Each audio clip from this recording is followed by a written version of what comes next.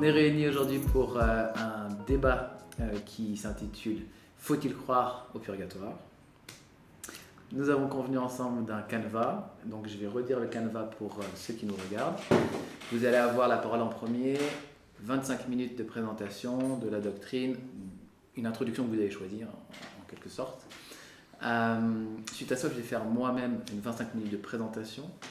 On aura ensuite l'occasion de répondre 15 minutes de votre part et 15 minutes de ma part à la présentation de l'un et l'autre.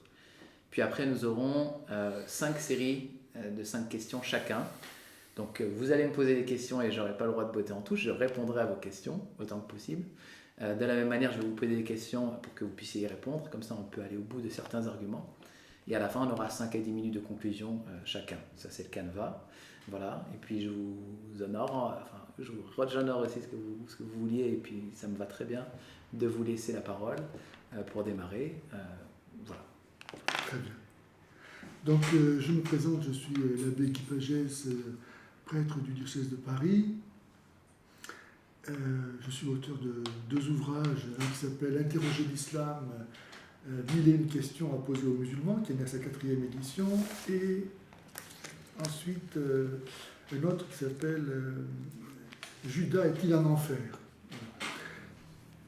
Alors, puisque vous avez souhaité que nous abordions la question du purgatoire, je voudrais commencer par préciser le lieu à partir duquel je parle, les limites de notre débat et son sens. Car à quoi bon commencer quelque chose si on ne sait pas dans quel but?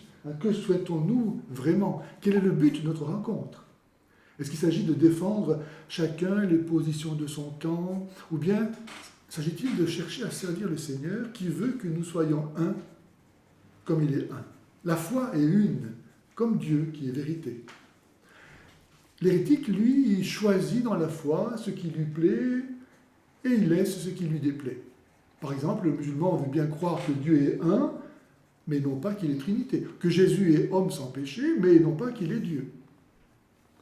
Il est tout à fait remarquable qu'aussitôt après la mise en garde que Jésus fait de la venue des faux prophètes, en Matthieu 7, il annonce aussitôt donc la venue de faux chrétiens qui auront son nom à la bouche et se présenteront même comme l'auteur d'œuvres impossibles à réaliser sans la vraie foi.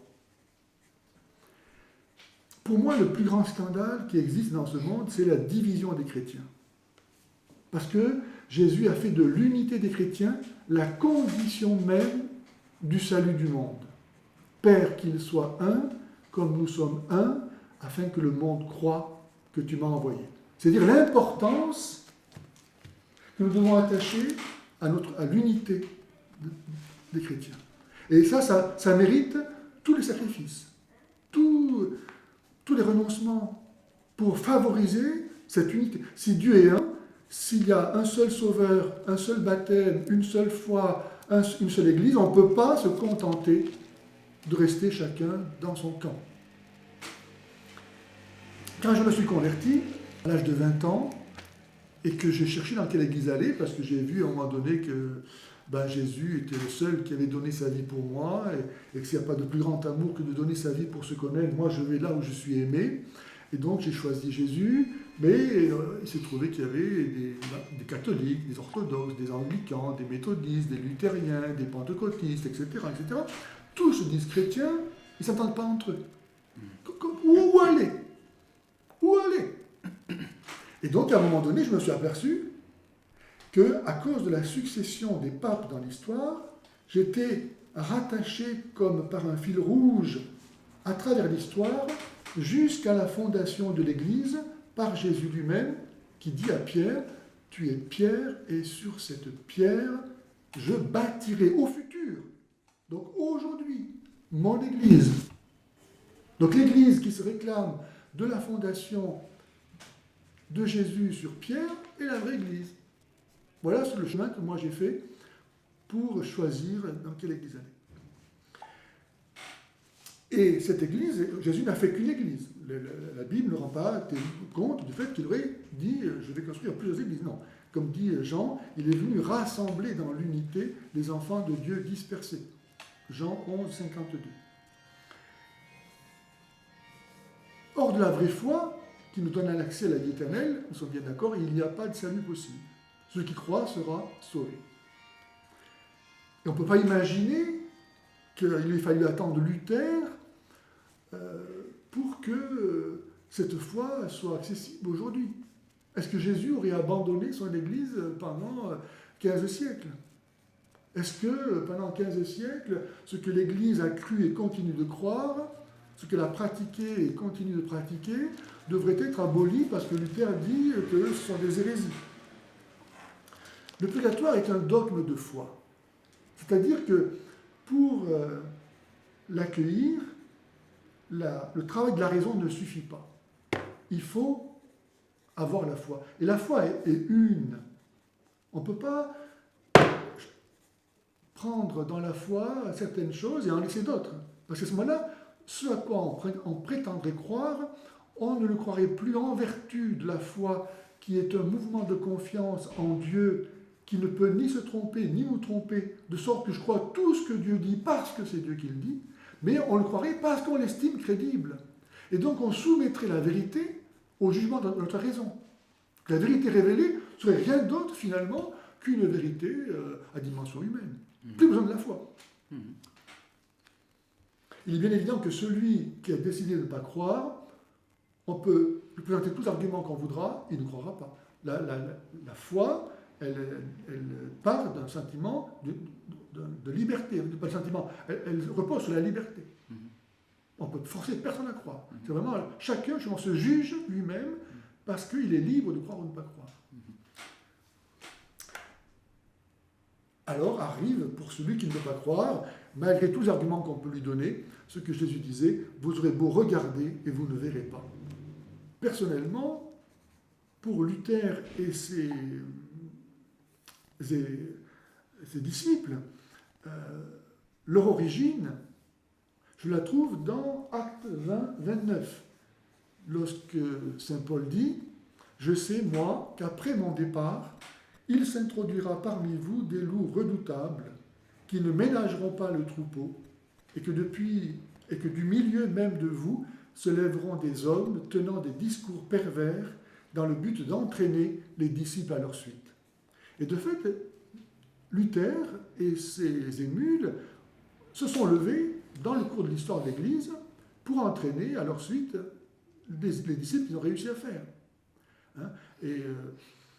Par des discours pervers, alors il suffit de voir aussi d'ailleurs la vie de Luther, mais c'est un autre sujet. En tout cas, est-il que les hérétiques croient savoir mieux que l'Église à ce que Dieu a révélé. Alors que Jésus a donné à l'Église l'autorité pour parler en son nom. Qui vous écoute, m'écoute.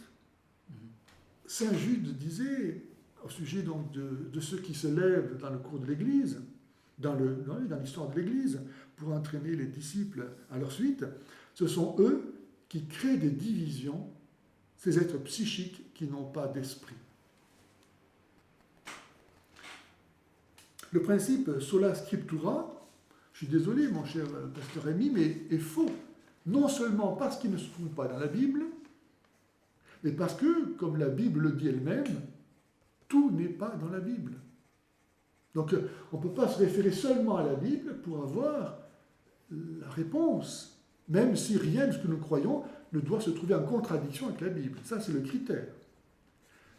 Comme dit Saint Jean, il y a bien d'autres choses, en finissant son évangile, il y a bien d'autres choses que Jésus a faites, et si on les mettait par écrit, le monde entier ne suffirait pas à contenir les livres qu'on écrirait pour cela. Donc, la Bible en elle-même n'est pas suffisante. Et de fait, la Bible n'a pas toujours existé, comme je dis ça, mais tout le monde ne le sait pas encore, certainement. Il y a eu un temps où la Bible n'existait pas. Et pourtant, les chrétiens existaient. Donc, ils avaient la foi. Donc, ils ne se référaient pas à la Bible pour juger. Ils se référaient à quoi? Ils se référaient à l'Église. Ils se référaient à l'autorité que Jésus a donnée aux 12. C'est pour ça que quand Judas s'est pendu, eh bien, Saint Pierre a voulu reconstituer le collège des 12, tellement c'était important. Donc l'Église préexiste à la Bible, et c'est elle qui a reçu autorité pour donner la vraie interprétation. Jésus dit en Jean 10, 16, il y aura un seul troupeau et un seul pasteur. Si Dieu est un, et s'il est venu pour rassembler les enfants de Dieu dispersés, il faut que nous soyons un. Et pour que nous soyons un, il faut que nous ayons un seul chef. Pas seulement dans le temps synchronique, c'est-à-dire à la même époque, à travers l'univers. Bon, nous, catholiques, nous avons un seul chef, le pape. Donc nous pouvons tous être un en partageant la même foi que le pape, à qui Jésus a promis que l'Église bâtie sur lui, le démon ne pourrait pas la tromper. Et aussi de façon diachronique, c'est-à-dire que, à cause de cette succession apostolique, nous sommes en relation avec tous ceux qui, de façon concrète, ont partagé cette foi et ont été unis à un seul chef, qui est le même, qui est Pierre. Nous ne sommes pas musulmans pour idolâtrer la lettre, mais nous sommes ministres, dit saint Paul, d'une nouvelle alliance, non de la lettre, mais de l'esprit, car la lettre tue, tandis que l'esprit vivifie. Cette interprétation, qui dépend de l'Église, saint Paul dit bien que l'Église est le pilier et l'appui de la vérité. Il ne dit pas que c'est la Bible. Un ancien pasteur protestant catholique disait moi, en tant que protestant, ce verset, j'aurais dit que le pilier, l'appui de la vérité, c'est la Bible. Mais non, saint Paul ne dit pas ça. Il dit que c'est l'Église. Magnifique. L'Église, elle est vivante, elle est le corps du Christ. Alors j'espère qu'au sortir de ce débat, mon cher pasteur Rémi, nous serons convaincus que qui n'est pas avec moi est contre moi, et que ne pas devenir catholique, c'est se damner. On ne peut pas effectivement être uni à la tête sans être uni au corps. Jésus est ressuscité aujourd'hui et il ne fait qu'un avec les membres de son corps, à qui justement il va donner son corps en nourriture. Juste le dernier soir, il donne son corps en nourriture pour qu'en communiant à son corps, nous donnions nous-mêmes le corps du Christ. Impressionnant. Hein? Donc c'est dans cette unité de l'Église, qui est le corps du Christ, Colossiens 1,18, que se trouve la participation à la vie du Christ, et donc à la connaissance de la vérité. Hors de ce corps vivant, il ne peut pas y avoir de connaissance de la vérité qui soit parfaite, qui soit capable de nous unir à Dieu. Parce qu'encore Dieu n'est pas, encore une fois, Dieu n'est pas divisé. Et cette communion, alors c'est là où je reviens, donc j'arrive au purgatoire, malgré ce long préambule, ce corps du Christ, parce que Jésus a vaincu la mort, nous catholiques, nous estimons que ceux qui ont participé à la vie du Christ sur la terre et qui se sont endormis dans le Seigneur, se sont endormis dans celui qui est la vie. Donc ils demeurent pour toujours dans la vie. Et parce qu'ils sont vivants, eh bien, et que la mort a été vaincue, il n'y a rien qui nous sépare d'eux. Dans la foi, nous sommes en communion avec eux, comme nous sommes en communion avec le Christ, qui est la tête du corps. On ne peut pas être en communion avec la tête sans être en communion avec le corps. Et eux sont les membres de ce corps. Ce corps qui n'est pas mort. Jésus est ressuscité. C'est pour ça que Jésus dit, celui qui croit en moi ne mourra jamais. Même s'il meurt, il vivra. Donc ce n'est pas pour nous des morts. Nous pouvons, par la charité, c'est-à-dire par l'amour de l'Esprit Saint, être en communion avec eux. La communion de l'Esprit Saint, justement, qui nous unit tous dans l'unité du corps du Christ. Alors, ce qui m'amène, je ne sais pas combien de temps il me reste, là. C'est à 12 minutes, il vous reste 13 D'accord. minutes. Ce qui m'amène à vous présenter la doctrine du purgatoire telle qu'on peut la lire dans le catéchisme de l'Église catholique. Je cite, « Ceux qui meurent dans la grâce et l'amitié de Dieu, mais imparfaitement purifiés, car en effet, une chose est le salut que Jésus nous a obtenu, et autre chose, la réception que chacun fait de ce salut, plus ou moins parfaitement. Bien qu'assurés de leur salut éternel. » Autrement dit, contrairement à ce que Luther avait cru le comprendre, la doctrine du purgatoire, le dogme du purgatoire, ne postule pas que ceux qui sont au purgatoire ont à faire leur salut. Non, non, ils sont déjà sauvés. L'Église ne s'attribue pas le pouvoir de faire entrer au ciel des pécheurs impénitents. Pas question, chacun effectivement fait son salut. Mais parce que nous sommes dans la communion d'Église, nous nous entraidons les uns les autres, dans la mesure où tous nous participons à ce corps du Christ. Quelqu'un qui est coupable d'un péché mortel, il s'est exclu lui-même du corps du Christ. Et s'il est mort dans un péché mortel, il est damné. Donc l'Église ne peut rien faire pour lui. L'Église appelle purgatoire cette purification finale des élus, qui est tout à fait distincte du châtiment des damnés. La tradition de l'Église, faisant référence à certains textes d'Écriture, parle d'un feu purificateur. Donc c'est 1 Corinthiens 3,15, 1 Pierre 1,7. Pour ce qui est de certaines fautes légères, il faut se rappeler le Saint Jean, premier épître, chapitre 5, qui dit qu'il y a des péchés pour lesquels il ne faut pas prier, mais qu'il y a des péchés pour lesquels on peut prier, on doit prier même. Autrement dit, il fait une distinction entre les péchés, ce que nous appelons péché mortel et péché véniel. Pour ce qui est de certaines fautes légères, il faut croire qu'il existe avant le jugement un feu purificateur, puisque la vérité enseigne que le blasphème contre l'Esprit Saint ne sera pardonné ni dans ce monde ni dans l'autre. Ce qui laisse entendre qu'il y a des fautes qui peuvent être remises en ce monde et d'autres dans l'autre. Un péché mortel ne peut pas être remis dans l'autre, mais un péché véniel peut l'être, et c'est le rôle du purgatoire. Pour comprendre la doctrine et la pratique de l'Église, il faut voir que le péché a une double conséquence. Le péché grave nous prive de la communion avec Dieu, parce qu'en lui-même c'est le rejet de Dieu, on se préfère à Dieu, et par là ça nous rend incapables de la vie éternelle. Si on rejette Dieu, on rejette par la même occasion la vie éternelle qui est Dieu même, dont la privation s'appelle la peine éternelle, qui est remise par le pardon sur cette terre. Et d'autre part, tout péché, même véniel, entraîne un attachement malsain aux créatures. Parce qu'en me détournant de Dieu, si je me suis détourné de Dieu, c'est parce que j'ai préféré autre chose. Je me suis attaché à une créature, quelle qu'elle soit. Ça peut être l'alcool, ça peut être la drogue, ça peut être la gloire, ça peut être le plaisir, tout ce qu'on voudra. Donc, pour me ramener en présence de Dieu, je dois non seulement être pardonné, mais aussi faire ce mouvement qu'on avait appelé la conversion, de me détacher de la créature. Et c'est ce qu'on appelle la peine temporelle, parce que ça n'a qu'un temps. Dans l'œuvre de salut, évidemment, il y a un terme à cette peine, sinon je ne serais jamais sauvé. Et donc cette peine, soit je la fais sur la terre, soit, si je ne l'ai pas faite sur la terre, dans la mesure où il s'agit pour soit les péchés véniels, soit les péchés mortels pardonnés, je le ferai ensuite dans le purgatoire. Donc il y a la peine éternelle et la peine temporelle. Qui ne doivent pas être conçues comme une espèce de vengeance infligée par Dieu de l'extérieur, mais bien comme découlant de la nature même du péché. Une conversion qui procède d'une fervente charité peut arriver à la totale purification du pécheur, de sorte qu'aucune peine ne subsisterait. Nous ne disons pas que tout le monde doit le purgatoire. Il y a des gens qui vont tout droit au ciel, les martyrs par exemple, ou les petits-enfants qui meurent ayant été baptisés, mais avant d'avoir péché. Le pouvoir divin qu'a l'Église de concéder des indulgences, ce que ensuite Luther avait cru devoir rejeter, alors que dans un premier temps il avait affirmé croire au purgatoire, et il ne rejetait pas les indulgences, mais peu à peu, quand on commence à rejeter quelque chose, c'est tout comme la foi est une, tout y est passé, quoi.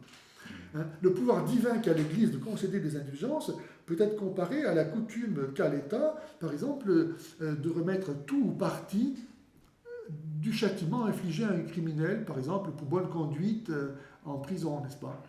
L'État a fait ça. Mais si l'État peut remettre la peine temporelle pour un criminel qui ne se convertit, qui ne regrette pas son péché, qui ne regrette pas sa faute, l'Église ne peut pas, elle, remettre la peine temporelle de quelqu'un qui ne regrette pas son péché.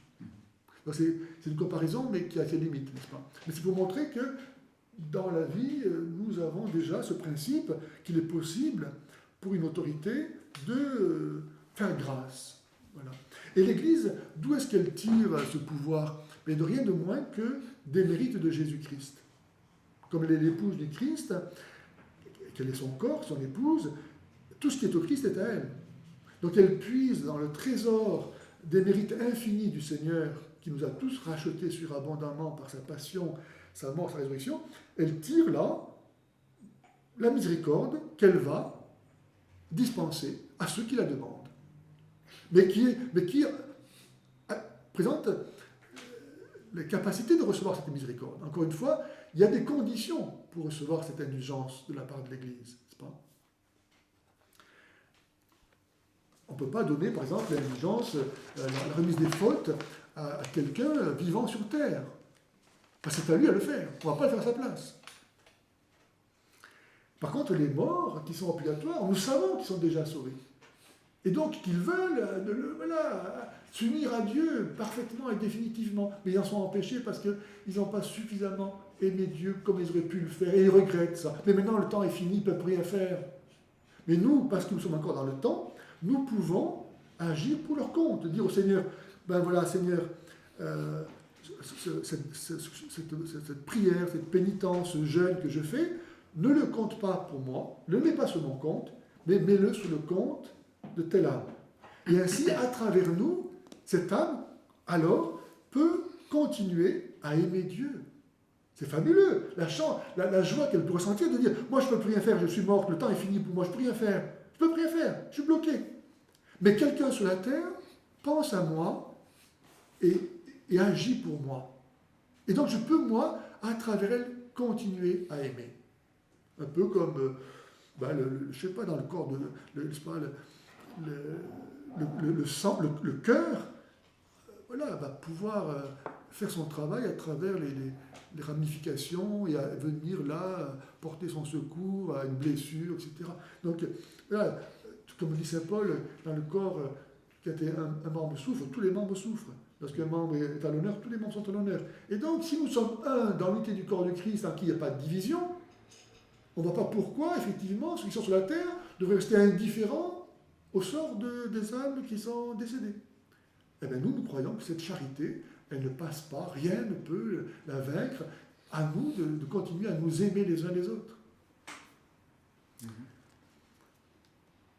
Le pardon du péché et la restauration de la communion avec Dieu entraînent la remise des peines temporelles du péché, mais des peines temporelles du péché demeurent. C'est ce que je disais, n'est-ce pas? Donc, c'est là où le chrétien va s'efforcer, en supportant patiemment les souffrances, les épreuves de toutes sortes de cette vie, de s'unir à la passion du Christ et de pouvoir ainsi participer et de montrer au Seigneur son désir d'être sauvé. Parce que Jésus qui a dit « ne donnez pas ce qui est sacré aux chiens », il ne va pas donner son salut à des gens que ça n'intéresse pas. Et ma façon en moi de montrer à Dieu que je désire recevoir le salut, c'est d'imiter le Christ, de participer à sa passion, pas seulement pour moi, pas seulement en disant ça ne sert à rien, c'est simplement un truc extérieur à moi, une façon de prendre mon ticket pour entrer à la salle du concert. Non, non, ça me transforme moi-même.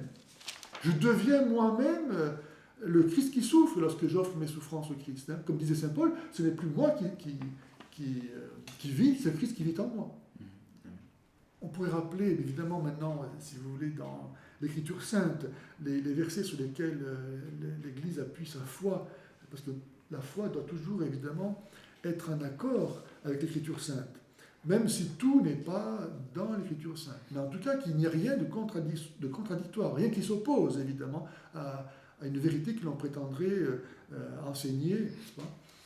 Donc, comme vous le savez, dans l'Ancien Testament, on fait référence à Judas Maccabée, qui a fait faire un sacrifice expiatoire pour les morts, afin qu'ils soient délivrés de leurs péchés.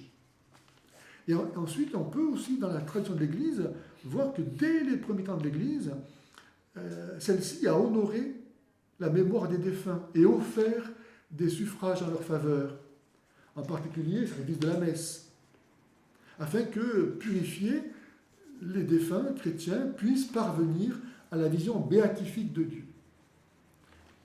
Donc, ce n'est pas d'aujourd'hui, ce n'est pas du Concile de Trente, non, ça appartient à la tradition immémoriale de l'Église, que cette foi dans la capacité de pouvoir subvenir aux besoins de nos frères décédés. Je cite Saint Chrysostome, portons leur secours et rappelons leur mémoire. Si les fils de Job ont été purifiés par le sacrifice de leur père, pourquoi douterions-nous que nos offrandes pour les morts leur apportent quelque consolation? N'hésitons pas à porter secours à ceux qui sont partis et à offrir nos prières pour eux. Et ben voilà, vous êtes à Parfait. 25. Alors, Je vous écoute. à mon tour. Merci beaucoup pour votre présentation, Je vous en prie. que j'ai trouvé claire. Merci. J'ai compris la plupart des arguments. Merci. Voilà. Vous le connaissez Donc, déjà, j'imagine. oui, on pourrait continuer, voilà. Mais voilà, merci. Merci beaucoup. Très bien. Je vous ai écouté et j'ai noté une phrase, peut-être je vais rebondir sur celle-ci. Le purgatoire est un dogme de foi. Oui. Et me revenait à l'esprit pendant que vous disiez ceci que la Bible nous dit que la foi vient de ce que l'on entend et ce que l'on entend vient de la parole de Christ. Il y a de manière indissociable notre foi est liée à la parole de Christ. Il serait très important pour nous de trouver dans la parole de Christ le fondement de ce dogme de foi. Sinon, Oui, bien sûr. il s'écroule. Bon. Et puis, nous avons souvent en tête, et c'est des arguments qui sont souvent présents dans les débats interreligieux, ce petit passage de Actes, chapitre 17, parce que vous avez cité le livre des Actes. Paul dit, ces Juifs, enfin Luc plutôt, qui écrit le livre des Actes, dit, ces Juifs avaient des sentiments plus nobles que ceux de Thessalonique. Ils reçurent la parole avec beaucoup d'empressement, donc une parole qui était orale, parce que nous, en fait, on est d'accord avec cet aspect. La parole a d'abord été dite avant d'être écrite. Et parfois, il y a une caricature, comme si nous idolâtrions les écrits. Non. Mais nous lisons la suite, ils reçurent la parole avec beaucoup d'empressement, et ils examinèrent chaque jour les Écritures pour voir si ce qu'on leur disait était exact. Bon. Et nous sommes dans cette démarche de foi, donc vous avez déjà défini le dogme du purgatoire en vous appuyant sur le catéchisme catholique. Donc je vais moi-même pas redéfinir, parce qu'il a été bien défini, peut-être juste à rappeler que ce dogme, il a été validé théologiquement au Concile de Florence en 1439 et au Concile de Trente en 1545-46. Mais il est vrai que la pratique de la foi, du purgatoire et de la prière pour les défunts existe depuis bien longtemps. Très bien. Bien longtemps. Okay. Et saint Augustin, d'ailleurs, était peut-être presque un champion du dogme du purgatoire. Il en parle notamment dans Du soin aux morts. Et on voit que c'est un dogme qui est très ancien. Et on rejette, nous, pas du tout cette pensée que l'histoire montre que c'est un dogme ancien. Vous avez dit que le sola scriptura est faux. Et j'ai tendance à croire que votre compréhension du sola scriptura est faux. Alors, je redis, le sola scriptura, dans notre tradition, c'est de dire que l'écriture, et seule l'écriture, constitue la norme par laquelle tous les enseignements et les doctrines de l'Église doivent être mesurés. On mesure, comme les chrétiens de Béret, les enseignements au regard de l'écriture. Contrairement à beaucoup d'autres, je vous dirais que je crois, en quelque sorte, à la tradition.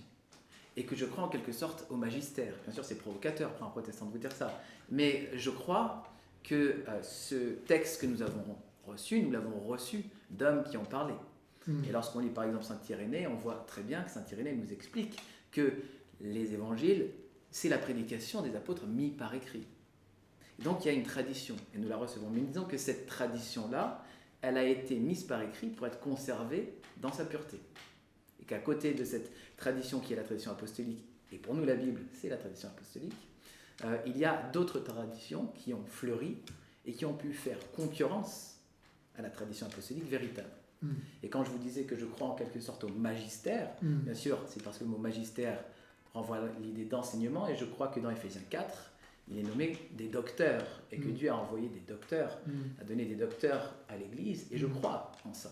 Donc je ne suis pas juste un idolâtre de la Bible, mais je crois que la Bible est la seule et unique autorité par laquelle nous devons juger tous les enseignements.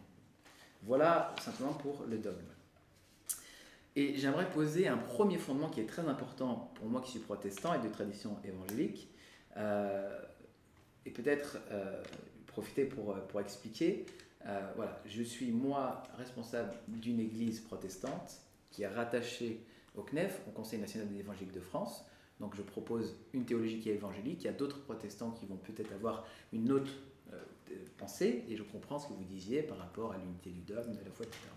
J'en profite quand même pour le dire, je m'associe à cette pensée-là, la théologie évangélique. D'ailleurs, je suis venu aujourd'hui avec plusieurs personnes qui m'accompagnent, qui ont cette même pensée, qui est un groupe d'apologétique et qui va proposer des contenus, voilà, parce que j'ai pas eu le temps de me présenter, ou j'ai démarré un peu vite.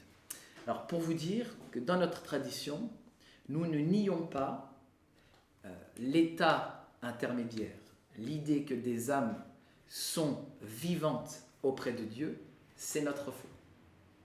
Et ceci est très clair, notamment dans le livre de l'Apocalypse, et j'aimerais citer, dans le chapitre 6, il est écrit « Quand il ouvrit le 5e sceau, je vis sous l'autel les âmes de ceux qui avaient été immolés à cause de la parole de Dieu et à cause du témoignage qu'ils avaient rendu. Ils crièrent d'une voix forte en disant « Jusqu'à quand, Maître, saint et véritable, tarderas-tu à juger et à tirer vengeance de notre sang sur les habitants de la terre ?» Une robe blanche leur fut donnée à chacun d'eux, et il leur fut dit de se tenir en repos quelque temps encore, jusqu'à ce que fût complet le nombre de leurs compagnons de service et de leurs frères qui devaient être mis à mort comme eux. Ici, le texte de la Bible nous fournit des éléments très importants et nombreux. Il est question bien d'âmes qui sont sous l'autel et qui s'adressent à leur maître saint et véritable. Et ce maître saint et véritable, selon Apocalypse 3, c'est Jésus-Christ. Donc, dans la compréhension classique chrétienne, la mort n'est pas la cessation de l'existence, c'est la séparation temporaire de l'âme et du corps. Ces âmes sont en attente dans le séjour des morts, qui était nommé Sheol chez les Hébreux, traduit Hadès en grec, et ils ont vocation à retrouver un corps glorifié. Il y aura un grand jour du jugement, lorsque dans nos corps, nous serons placés devant Dieu. Ceux qui auront cru en Jésus-Christ comme Seigneur et Sauveur auront part à la vie éternelle, dans la présence bénie de Dieu, et ceux qui par leur vie et leur parole auront rejeté Christ, Christ aussi les rejettera. Nous tombons d'accord sur le fait qu'il y a des damnés et qu'il y a des sauvés. Et que ces damnés sont sous le châtiment et que ces sauvés sont dans la présence bénie de Dieu. Il y a clairement ça. Et c'est déjà présent de manière très nette, plus ou moins nette, mais quand même très nette, dans la pensée de l'Ancien Testament. Selon ce texte explicite, il est clair qu'il existe des âmes séparées de leur corps en attente du retour de Christ. Toutefois, ce texte, qui ne parle des âmes sous l'autel, ne parle nullement d'un purgatoire ou d'un lieu où les âmes subissent les peines d'un feu purificateur. Bien au contraire, il est dit que ces âmes vont se tenir en repos. Et il leur est donné une robe blanche, symbole de pureté.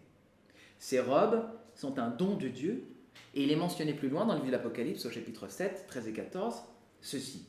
Ceux qui sont revêtus de robes blanches, qui sont-ils et d'où sont-ils venus? Ça, c'est l'un des vieillards qui demande ça à Jean, l'apôtre. Et je lui dis, mon Seigneur, tu le sais. Et il me dit, ce sont ceux qui viennent de la grande tribulation. Ils ont lavé leurs robes et les ont blanchis dans le sang de l'agneau.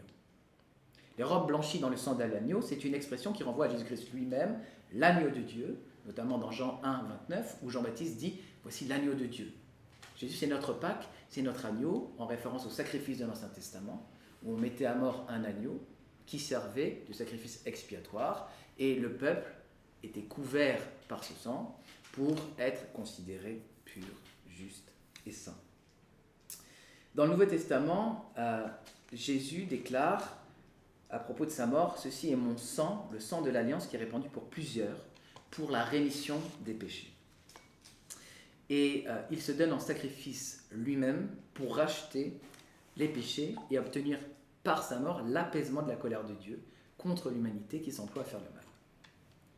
Le croyant est donc couvert par le sang de l'agneau, Jésus-Christ, et peut se tenir dans le repos, sans crainte, car le Sauveur a tout accompli pour eux. Il écrit dans Apocalypse 14, 14, « Et j'ai entendu une voix qui venait du ciel en disant « Heureux dès maintenant les morts qui meurent dans le Seigneur. Oui, dit l'Esprit, afin qu'ils se reposent de leurs travaux, car leurs œuvres les suivent. » Ils se reposent dès maintenant. Ils ne sont pas dans le feu purificateur du purgatoire. C'est par pur amour et par pure grâce que Dieu le Père envoya Jésus-Christ, son Fils unique, pour nous réconcilier avec lui-même.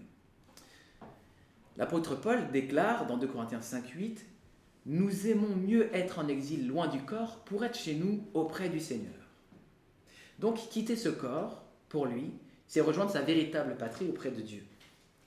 Dans une autre épître, il dit « Quitter cette vie pour être avec Christ, car c'est de loin le meilleur. » Quitter cette vie, pour lui, c'est être avec Christ, loin des souffrances de ce monde. Et peut-être pourrons-nous penser que lui est un apôtre, donc il rentre immédiatement dans cet état de béatitude. Mais par exemple, Jésus dit au criminel à côté de lui, vraiment je te l'assure, aujourd'hui même, tu seras avec moi dans le paradis. Ce pécheur qui confesse lui-même qu'il est un pécheur sur la croix. Il n'y a donc dans ces 3 versets aucune trace d'une étape de purification intermédiaire pour le croyant. Dieu ne laissera pas nos corps dans la terre pour toujours, car lorsque Christ reviendra, notre âme sera à nouveau unie à notre corps qui ressuscitera des morts et nous vivrons éternellement avec lui. Mais le fait que les âmes des croyants entrent aujourd'hui, dès maintenant, immédiatement dans la présence de Dieu, signifie que le purgatoire n'existe pas. Malheureusement, la théologie catholique a ajouté à cette bonne nouvelle du salut en Jésus-Christ, la doctrine du purgatoire, qui enlève à Christ la gloire de nous avoir sauvés, une fois pour toutes, bien entendu. Et en effet, les catholiques croient, comme vous l'avez dit, qu'ils peuvent, par leur prière et leur suffrage, apaiser la souffrance des âmes en repos dans le séjour des morts et les aider à purger leurs péchés plus efficacement. Il y a un théologien catholique qui s'appelle Ludwig Ott, qui est cité notamment par Wayne Grudem, le théologien évangélique, qui dit « Les suffrages opèrent de telle manière que la valeur satisfactoire des bonnes œuvres est offerte à Dieu en remplacement du châtiment temporel pour les péchés, châtiment que les pauvres âmes ont encore à fournir. » Comme vous l'avez dit, c'est sur cette base de théologie que l'Église catholique a permis et permet encore les indulgences, qui effectivement ont été pris par les commentateurs protestants comme une forme de taxe. On taxe les gens. Ça a été pris comme ça, on pourrait réfléchir. C'est l'un des points de démarche de la réforme. Ça a été vu comme un dépouillement des âmes déjà affligées par la perte de leurs proches, tourmentées par la perte de leurs proches, qui disaient maintenant qu'il est mort et loin de moi, en plus peut-être il est dans le feu du purgatoire. Ça a été effectivement pour Luther et d'autres le démarrage d'une révolte, car ils disaient que nous sommes sauvés non par les œuvres, mais par la foi. De telles prières adressées en faveur des morts et un tel suffrage n'existent pas dans le Nouveau Testament. Quoi ? De telles prières adressées en faveur des morts et de tels suffrages n'existent pas dans le Nouveau Testament, ni dans la Bible hébraïque appelée Ancien Testament. Nous n'avons aucune trace dans l'enseignement de Jésus ou dans sa pratique de telles prières. Pour les âmes du purgatoire, les apôtres eux-mêmes n'ont ni enseigné ni pratiqué de prières de ce type si l'on se confie aux 27 écrits du Nouveau Testament. Cette doctrine étant étrangère à la pratique des apôtres et du Seigneur, doit donc être rejetée. Elle le doit premièrement parce qu'elle enlève au sacrifice de Jésus-Christ sa fonction expiatoire. Cette doctrine fait mentir Jean-Baptiste qui affirme que Jésus est l'agneau de Dieu qui ôte le péché du monde. Lui seul nous purifie et les péchés, du péché, les âmes purifiées par la foi dans le sacrifice de Dieu n'ont pas besoin de peine purificatrice supplémentaire. Elles n'ont pas besoin non plus des prières des croyants, car une fois morts, leur sort est joué. Ils ont reçu des robes blanchies dans le sang de l'agneau. Ils peuvent se reposer. Les catholiques ont tendance à répondre que cette doctrine est au contraire fondée sur l'Écriture, que plusieurs textes du Nouveau Testament justifient l'existence d'un purgatoire. Lorsque nous lisons les dictionnaires de théologie catholique, le dictionnaire de théologie catholique, on peut retrouver sur le site jésusmarie.com, dont on salue l'auteur, il nous apprend, cet ouvrage, que dans 2 Purgatoriaux, Robert Bellarmin, célèbre pour son célèbre apologiste catholique du XVIe et XVIIe siècle, qui a répondu aux réformateurs, cite 9 versets pour affirmer la doctrine du purgatoire. Il est très intéressant quand on lit cet article de lire, je cite, donc c'est un article fait par des théologiens catholiques, « Une remarque préalable s'impose, il ne saurait être question dans ces textes de trouver un enseignement direct des expiations d'outre-tombe. Ce qu'il faut reconnaître, c'est que ces textes supposent l'existence d'un purgatoire. Le dictionnaire de théologie catholique reconnaît avec sagesse qu'il est question de supposer depuis des versets du Nouveau Testament l'existence d'un purgatoire et non de l'exposer. Ceci est un premier aveu qui conforte notre position. Mais il faut toutefois traiter de ces 9 versets afin de démontrer que les 6 positions d'un purgatoire ne reposent en réalité sur aucun fondement sérieux. Le premier passage avancé est en Matthieu 12, versets 31 à 32. Et vous l'avez cité. Tout péché et tout blasphème sera pardonné aux hommes. Non, c'est pas celui-ci. Pardon, vous ne l'avez pas cité. Mais le blasphème contre l'Esprit Saint ne sera point pardonné. Quiconque parlera contre le Fils de l'homme, il lui sera pardonné. Mais quiconque parlera contre le Saint-Esprit, il ne lui sera pas pardonné, ni dans ce siècle, ni dans le siècle à venir. Vous l'avez cité. L'essentiel de l'argument catholique, qui a d'ailleurs été donné par Grégoire le Grand, est d'affirmer ici que si le blasphème contre le Saint-Esprit est un péché qui n'est pas pardonné dans cette vie, ni celle d'après, alors c'est qu'il y a sûrement des péchés qui le sont. C'est une supposition. Ainsi, un état intermédiaire où des âmes en processus d'être pardonnées et purifiées au travers un lot de peines expiatoires existe sûrement. Comme le dit bien l'encyclopédie catholique, il est question ici d'une supposition. Le théologien évangélique Wayne Grudem cite le théologien catholique Ott en disant que pour Ott, cette phrase laisse ouvert la possibilité que les péchés soient pardonnés non seulement dans ce monde, mais aussi dans celui à venir. Mais il ne s'agit là ni plus ni moins que d'une erreur de raisonnement. Dire qu'une chose ne se produira pas n'implique pas qu'elle pourrait se produire. Pour fonder la doctrine du purgatoire, il faudrait non pas un argument négatif comme celui-ci, mais l'affirmation positive que les hommes continuent à souffrir après leur mort pour parfaire la purification. Or, on ne retrouve rien de tel dans l'Écriture. Wayne Grudem a tout à fait raison. Je le dirais à ma manière, dire « je n'irai pas dans une autre galaxie » ne veut pas dire que je pourrais y aller. On ne prouve pas que quelque chose existe ou est possible en affirmant qu'elle n'arrivera pas. Le bon sens nous empêche donc de suivre la théologie catholique dans l'interprétation de ce verset. Il n'est nullement question ici d'un purgatoire, mais seulement d'un pardon qui ne sera pas remis sur cette terre ni dans le ciel.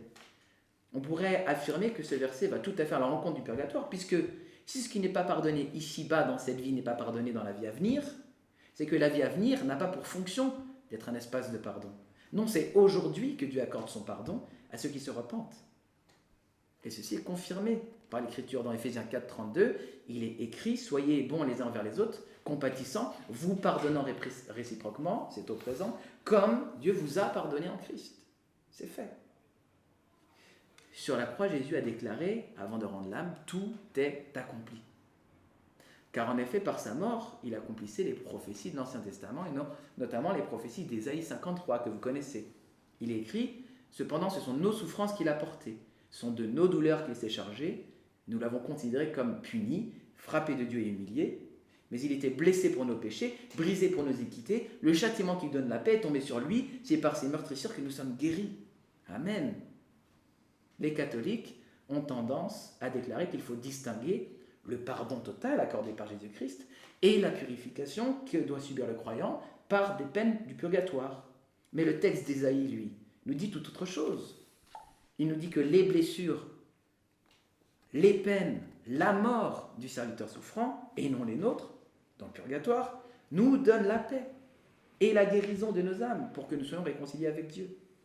Il n'y a donc aucune mention d'un purgatoire ici, et nous rejetons donc l'explication catholique à propos de Matthieu 12, 31, 32. Deuxième verset cité par Robert Bellarmine. Si donc tu présentes ton offrande à l'autel et que tu te souviennes que ton frère a quelque chose contre toi, laisse ton offrande devant l'autel, va d'abord te réconcilier avec ton frère, puis reviens présenter ton offrande.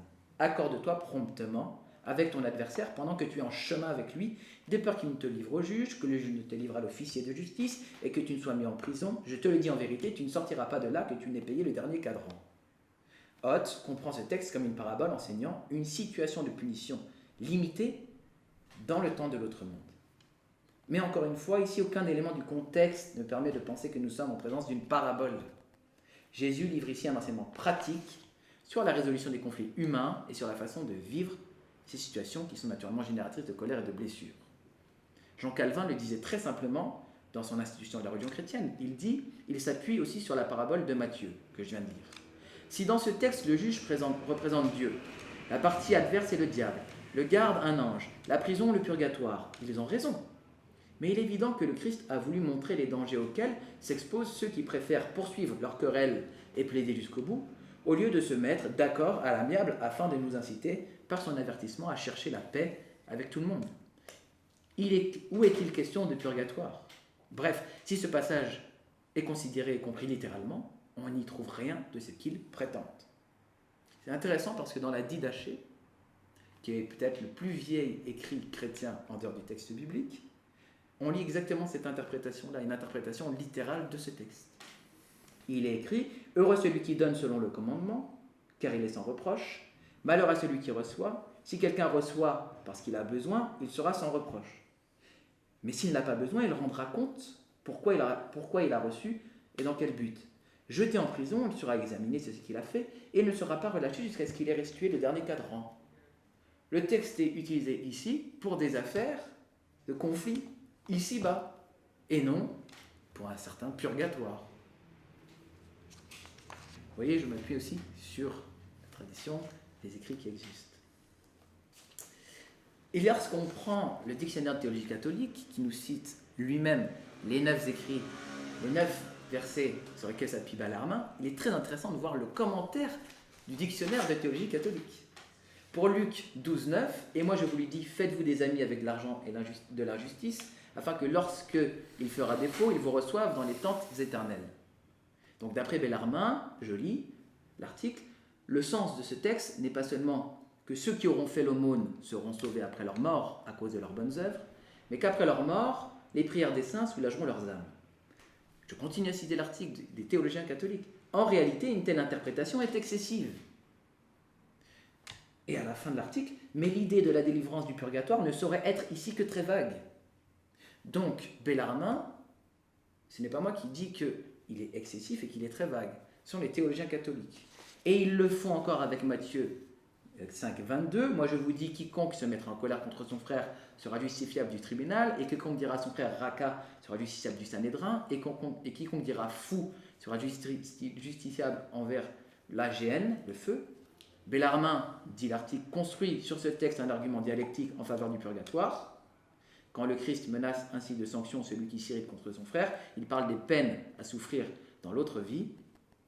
Or, parmi ces peines, la gêne du feu est indiquée pour l'injure la plus grave. Il existe donc des sanctions moins sévères.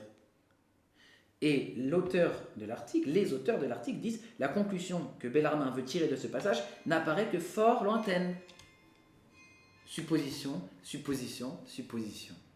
Et c'est vrai que ces passages n'ont absolument rien à voir avec le purgatoire. Si on a en tête une doctrine du purgatoire, on pourrait peut-être y trouver un sens. Mais si on regarde l'écriture telle qu'elle est, elle ne parle pas de purgatoire. Et je pourrais multiplier avec Luc 23, puisque à chaque fois, ce sont les théologiens catholiques, Luc 23, 42, si lointaine que soit ici l'allusion à une expression d'outre-tombe, elle n'est cependant pas complètement négligeable. Si lointaine, elle est très lointaine. Acte 2, 24, donc c'est intéressant. Alors, il y a un peu de grec. Même en admettant la leçon tas idian tou adou, il ne saurait être ici question d'y trouver une libération par le Christ des âmes du purgatoire. Il n'est question que du Christ lui-même. La suite du texte l'indique clairement.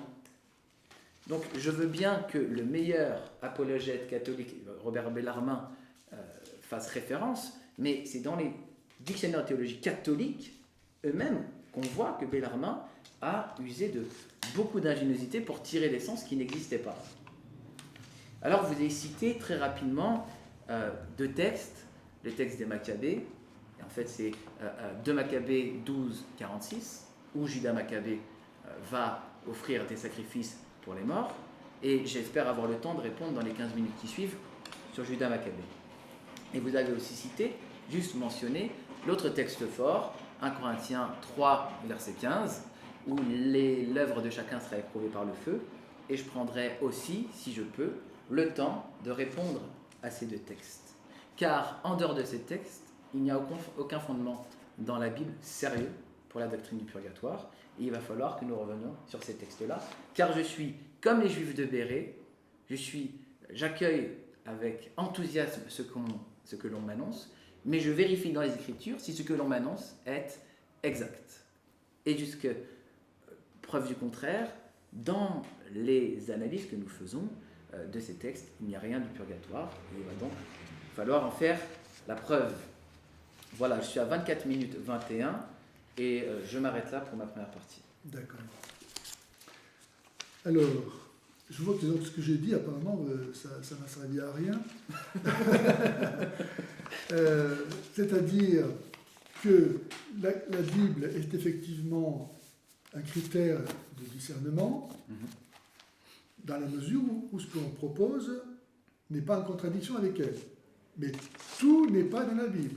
Je l'avais suffisamment montré, il ne faut pas s'attendre à ce que tout soit écrit dans la Bible. Ce qui compte avec la Bible, c'est que la Bible ne dise pas le contraire. Mais si elle ne dit pas quelque chose auquel on croit, je ne vois pas pourquoi on ne croirait pas. Donc votre argument, il tombe, il n'a pas de valeur.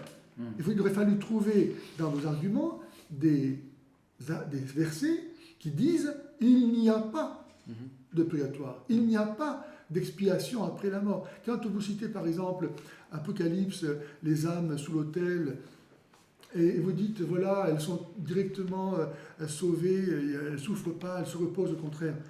Et vous en déduisez que leur cas, il est généralisé pour tout le monde. Mais nulle part l'Écriture dit que c'est le cas de tout le monde.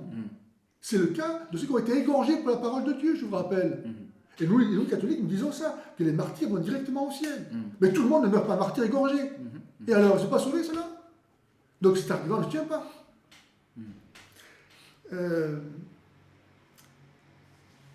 Donc tout n'est pas dans la Bible. Ça, c'est très important. Il suffit que ce qui est dans la Bible ne soit pas en contradiction avec ce que nous disons. Par exemple, comme disent les musulmans, montre-moi dans la Bible que Jésus a dit qu'il était Dieu. Du moment que Jésus ne dit pas explicitement « je suis Dieu », ils disent « ben non, Jésus n'est pas Dieu ». Et nous sommes capables de lire dans ce que Jésus dit la preuve qu'il est Dieu. Pourtant, la Bible ne fait pas dire à Jésus explicitement « je suis Dieu ». Donc c'est pareil pour le purgatoire. Si vous dites montrez-moi un verset où il est dit explicitement que les âmes souffrent dans une fois qu'elles sont décédées.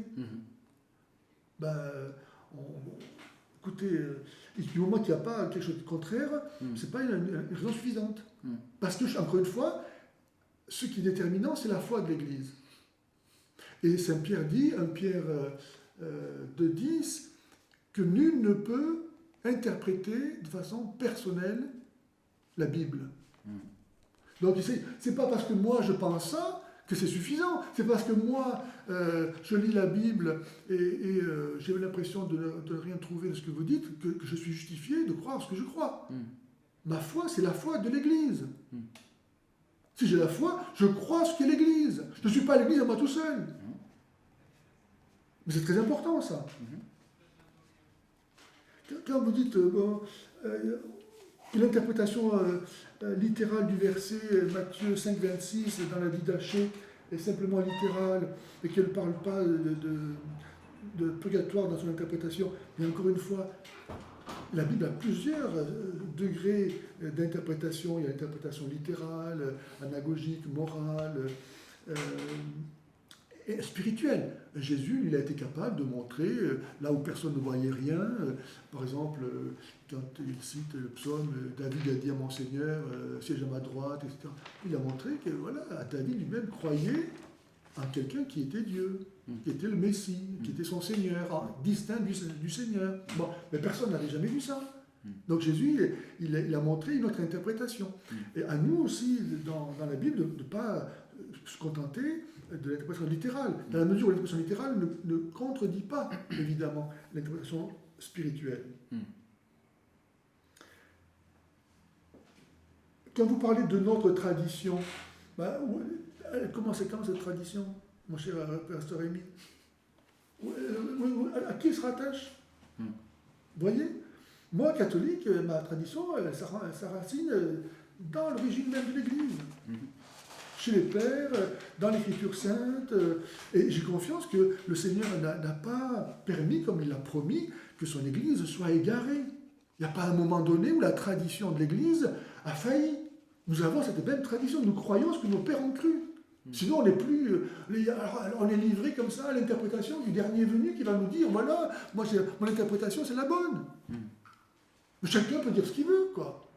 Donc, notre tradition, votre tradition, toute respectable qu'elle soit, elle n'est pas suffisante. Parce qu'elle ne s'attache pas à l'origine de l'Église. Elle n'a pas l'autorité.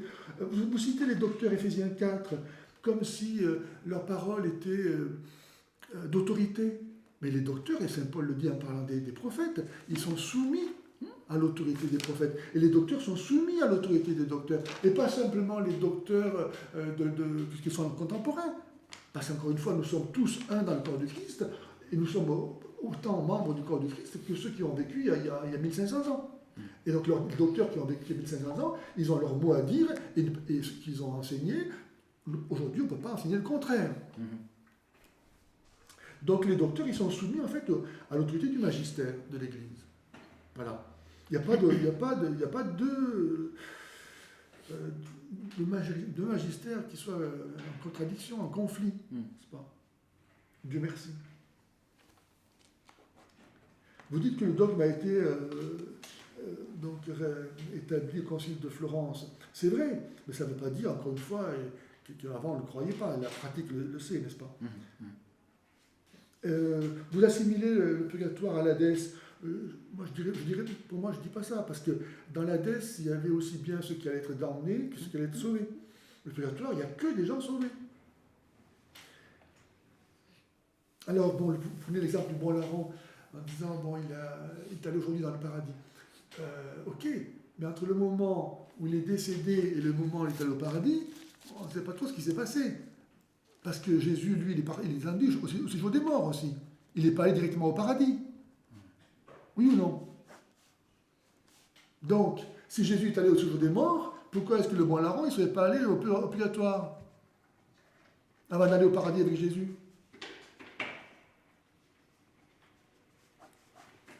Donc, encore une fois, ce qui est important,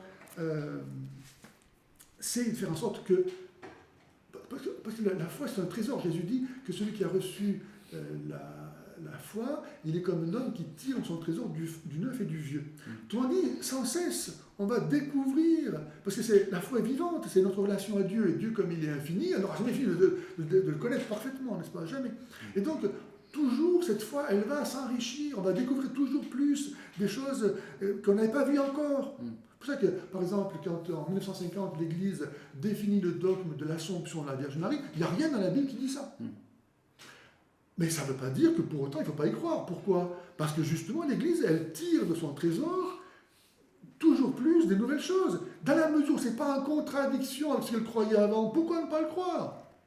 Si l'Esprit Saint était donné à l'Église, et si j'ai la promesse que jamais le démon ne peut l'égarer, où est le problème?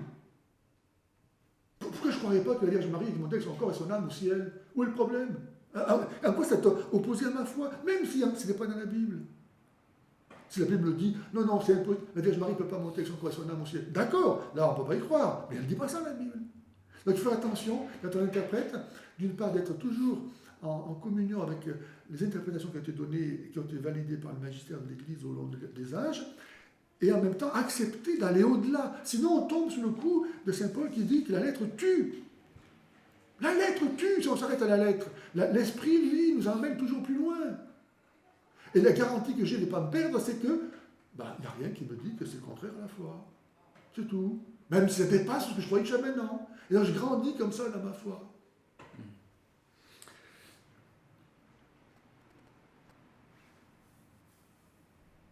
Bon, alors vous avez cité aussi, je peux aussi, comme exemple tiré de l'Écriture, le texte où Jésus dit, je ne sais pas, parce que je ne passe pas, non? Non, il vous reste 5 minutes 30. Ah, très bien. Oui. Le texte où Jésus dit mets-toi vite en accord avec ton adversaire tant que tu as le temps, de peur qu'il ne te livre au juge et le juge au garde, et tu ne sortiras pas de là avant d'avoir payé le dernier sou. Et vous dites, il n'y a rien qui parle de purgatoire, c'est simplement quelque chose qui concerne cette vie présente où le Seigneur nous donne ce bon conseil de régler nos comptes avant l'échéance de la mort. Absolument, oui. Mais qu'arriva-t-il pour celui qui n'a pas, justement, fini de régler ses comptes? Qui meurt de façon brutale, alors qu'il était en train de régler ses comptes, mais il n'a pas fini. Est-ce qu'il va être condamné? parce que Dieu voit son intention. Mais en même temps, il n'a pas fini de régler ses comptes. Et Dieu est juste, il va payer jusqu'au dernier sou. Donc il les payera plus tard dans le purgatoire.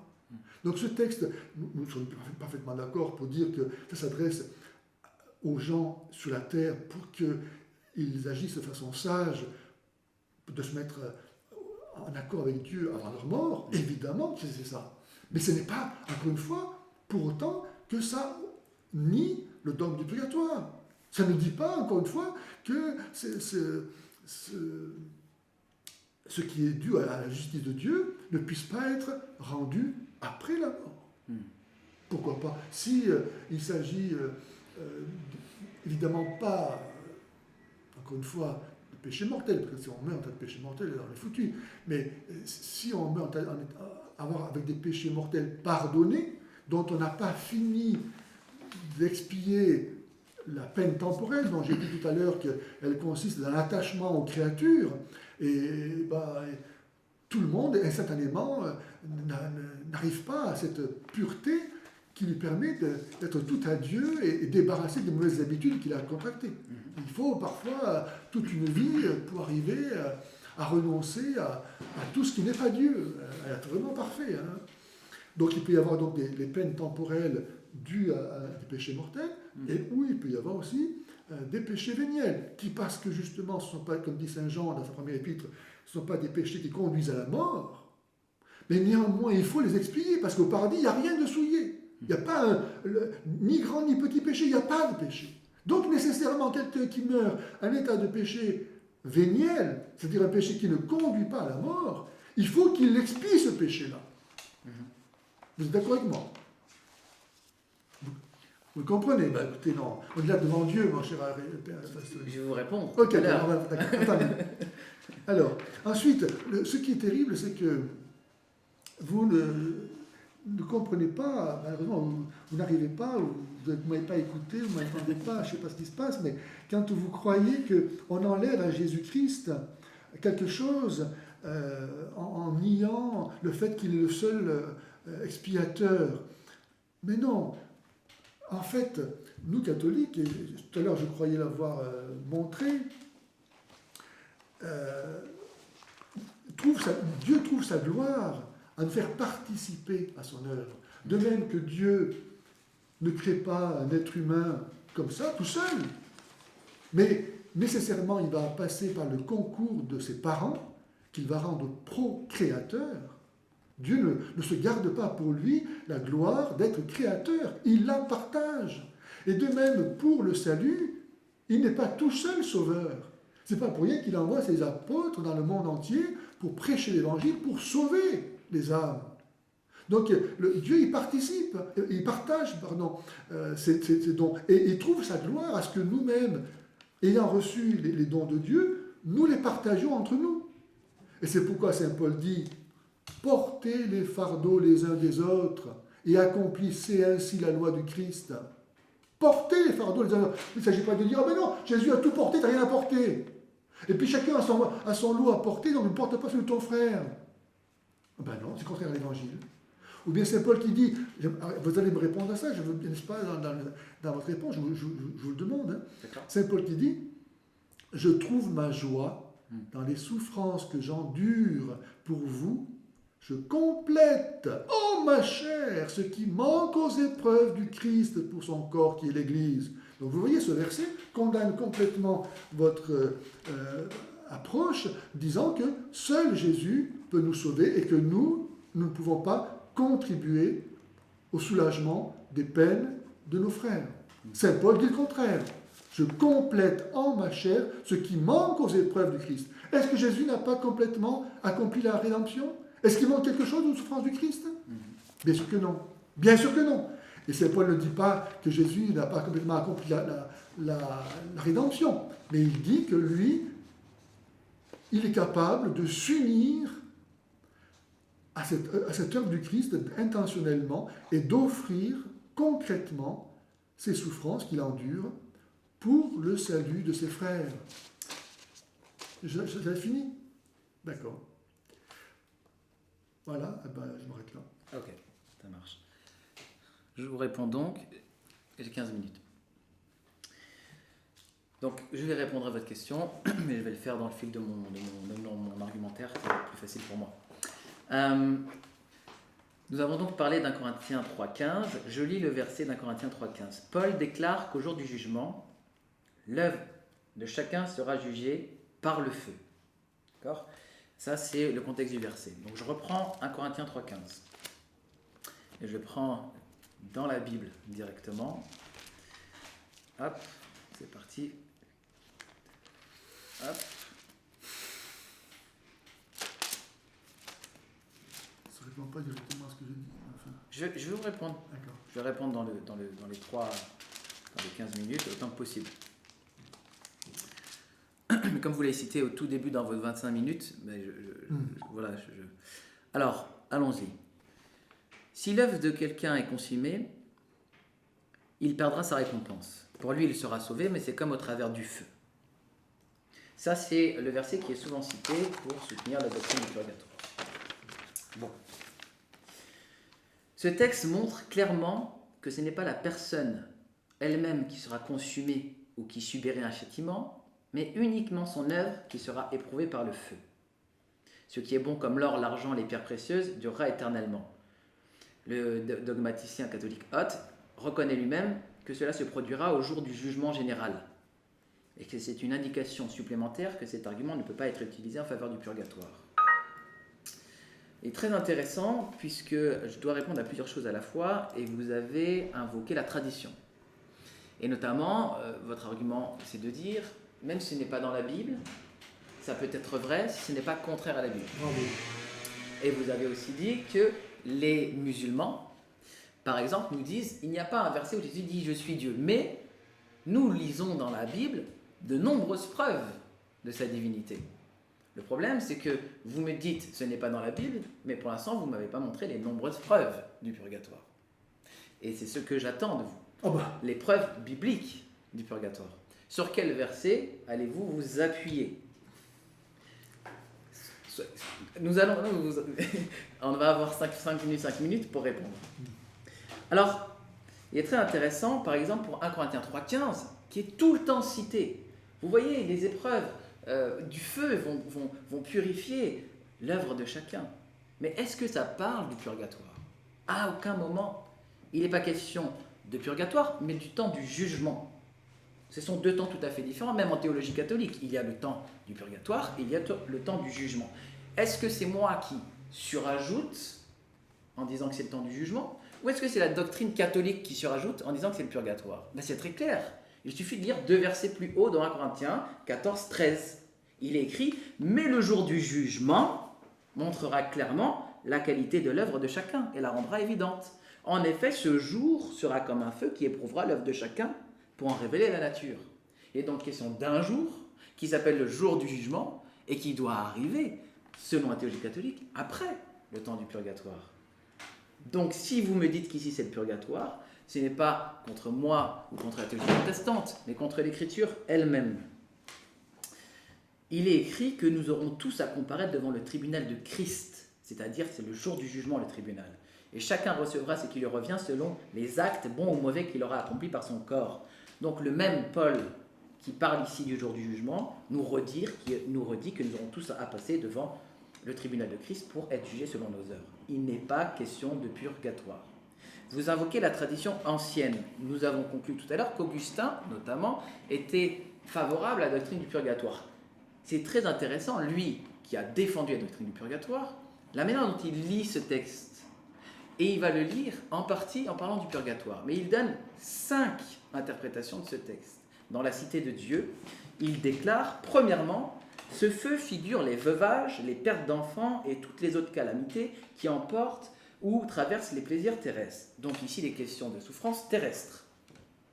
Puis il parle du purgatoire, mais regardons de quelle manière il parle. Il dit maintenant, si l'on dit que dans l'intervalle de temps qui se passera entre la mort de chacun et ce jour, qui sera après la résurrection des corps, le dernier jour de rémunération et de damnation, si l'on dit que les âmes seront exposées à l'ardeur d'un feu, que nous ne sentirons point que ne sentiront point ceux qui n'auront pas eu dans cette vie des mœurs et des afflictions charnelles, de telle sorte qu'il n'ait point bâti un édifice de bois, de foin et de paille, que le feu puisse consumer, mais que sentiront ceux qui ont bâti un semblable édifice, c'est-à-dire qui auront commis des péchés véniels, et qui devront pour cela être soumis à un supplice transitoire, je ne m'y oppose point, cela peut être vrai. Cela peut être vrai, il ne s'y oppose pas. Mais ce n'est pas quelque chose d'extrêmement affirmatif. Vous êtes d'accord? Il en dit ensuite que, sur ce même verset, la mort même du corps, qui est une peine du premier péché, et que chacun souffre en son temps, peut être une partie de ce feu. Donc ici, ce n'est plus les souffrances terrestres, ce n'est plus quelque chose qui peut-être se passe après la mort, c'est la mort elle-même. Puis quatrièmement, il dit les persécutions de l'Église qui ont couronné tant de martyrs et qu'endurent tous ceux qui sont chrétiens.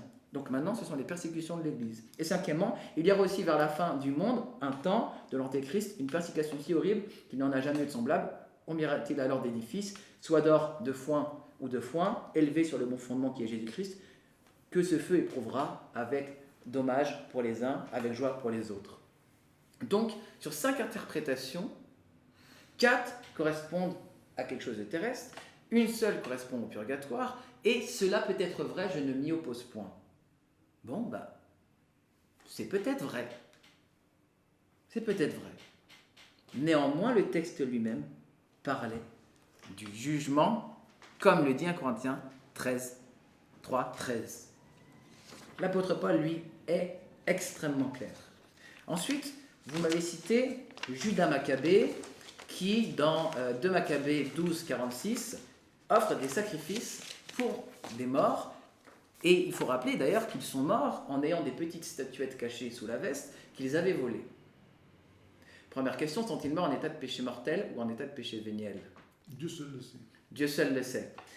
Il semble que et l'idolâtrie et la cupidité sont des péchés mortels et que selon la théologie catholique, s'ils sont morts dans cet état, il ne sert à rien d'offrir des prières pour eux puisque de toute façon, ils sont damnés. Bon, c'est une première chose. Mais en plus, il faut regarder que dans l'épître, le livre des Maccabées, il y a énormément de problèmes. Vous savez qu'ils sont dits apocryphes dans la tradition protestante, qu'ils sont appelés deutérocanoniques par l'Église catholique et qu'ils ont été officialisés au Concile de Trente, même s'ils sont utilisés depuis très longtemps dans l'Église, je le reconnais, puisqu'ils faisaient partie des versions, pas primitives, mais des versions plus proches de nous, de la Septante. Je lis ce que disait Calvin lui-même au sujet de ce passage.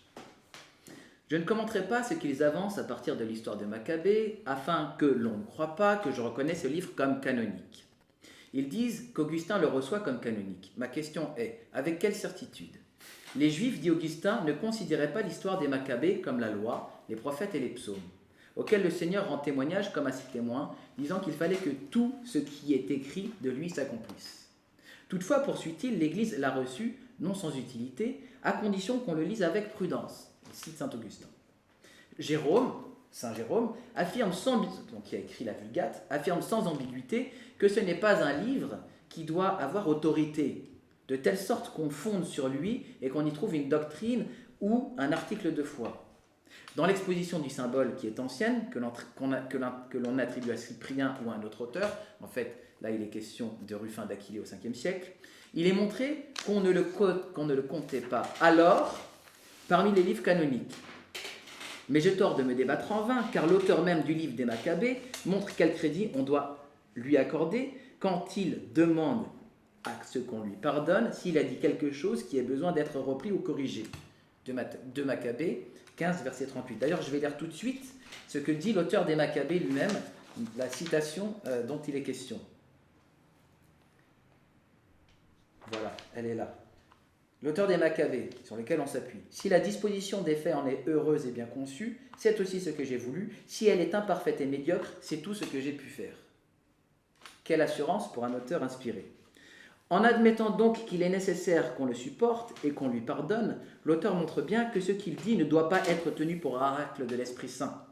Ajoutons que par rapport à leur argument, ce n'est pas seulement la piété de Judas Maccabée qui est louée pour avoir, en raison de son espérance concernant la dernière résurrection, envoyé à Jérusalem une offrande pour les morts. L'auteur de l'histoire quel qu'il soit, ne considère pas la dévotion de Judas comme exprimant la volonté de racheter les péchés par son offrande. Son intention était plutôt d'associer aux croyants qui étaient morts, pour maintenir la vraie religion, ceux au nez desquels il faisait l'offrande.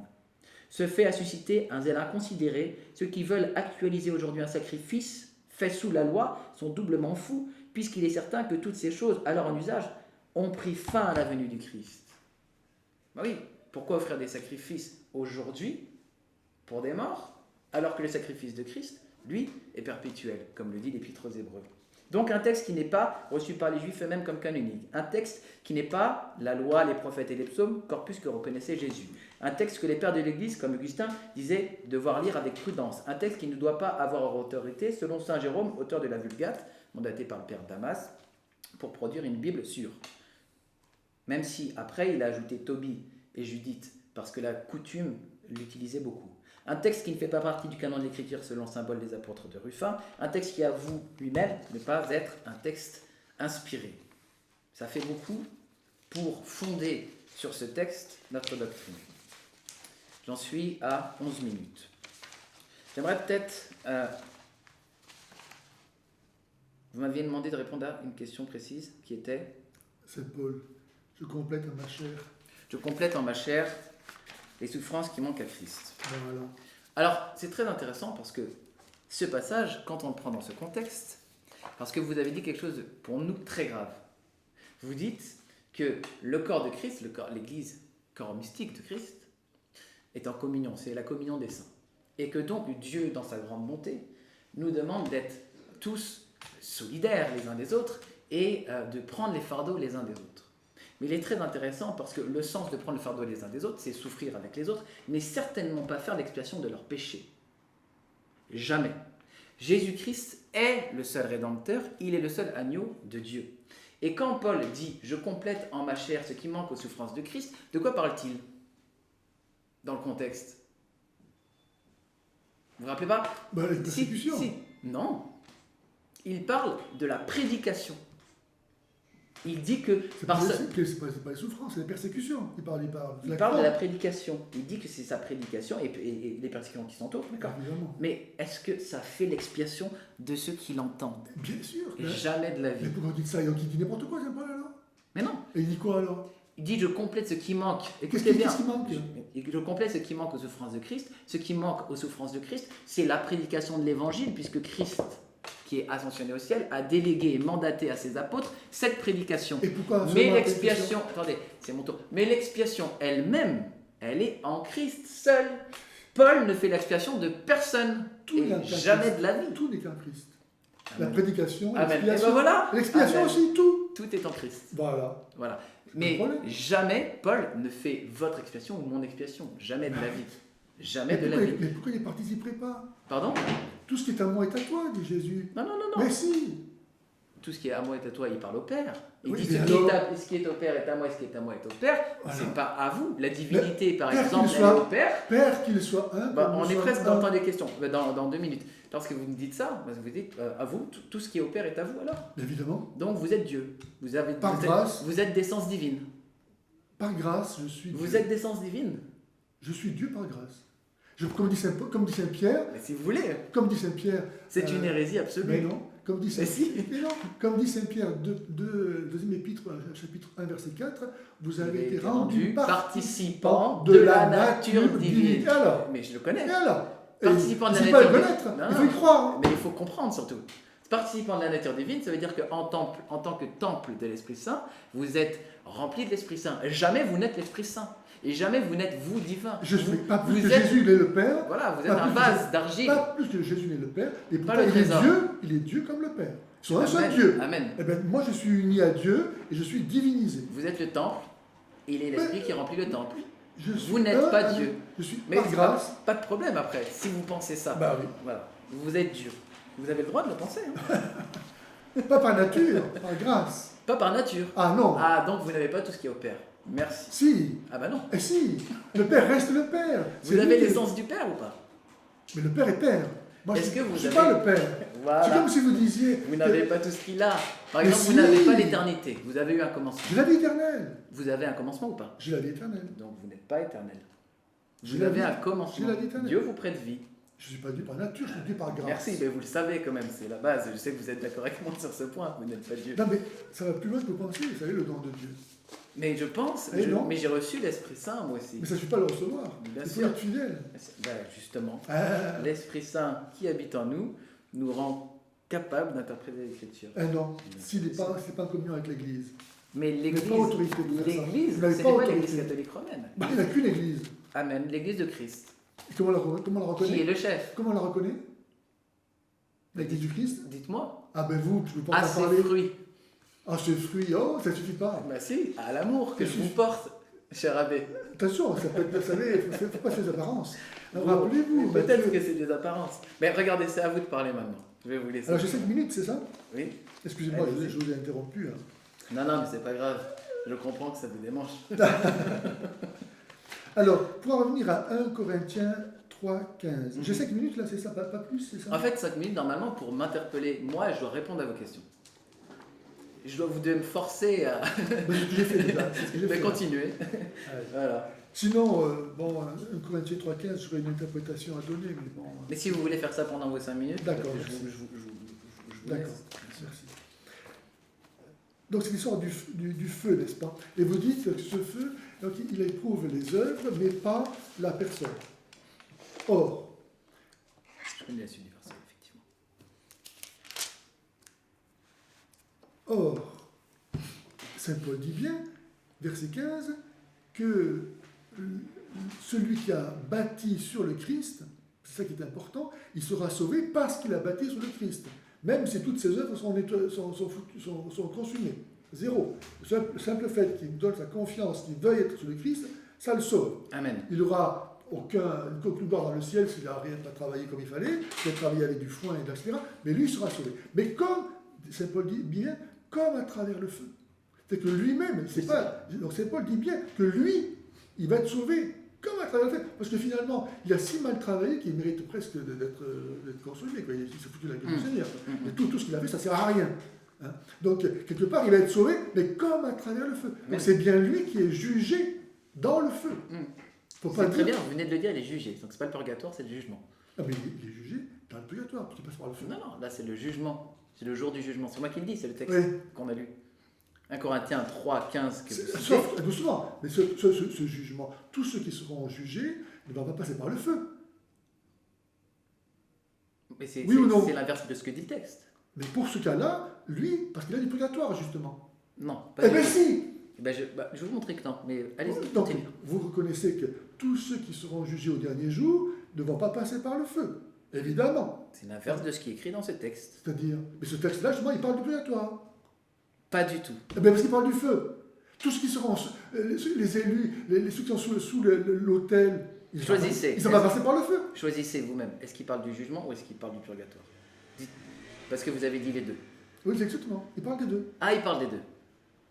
Bon, bah ok, très bien. Voilà. Et donc avant le jugement, ce gars-là qui a travaillé n'importe comment sur le Christ, et il va être sauvé, Saint Paul le dit, comme à travers le feu. C'est pas pour rien.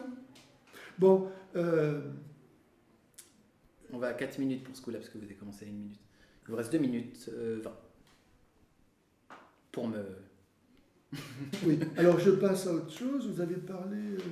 ah oui, vous avez ensuite, sur les Maccabées, alors je pourrais parler des Maccabées, enfin tout ce que vous avez pu trouver pour invalider cette référence en disant que voilà, c'était pas canonique, que les Juifs ne considéraient pas que c'était un livre canonique, mais on s'en fout que les Juifs ne considèrent pas que c'est canonique, c'est pas eux qui ont autorité pour savoir si c'est canonique ou pas, c'est l'Église, pas plus les protestants que les Juifs n'ont à dire ce qui est canonique ou pas. D'accord.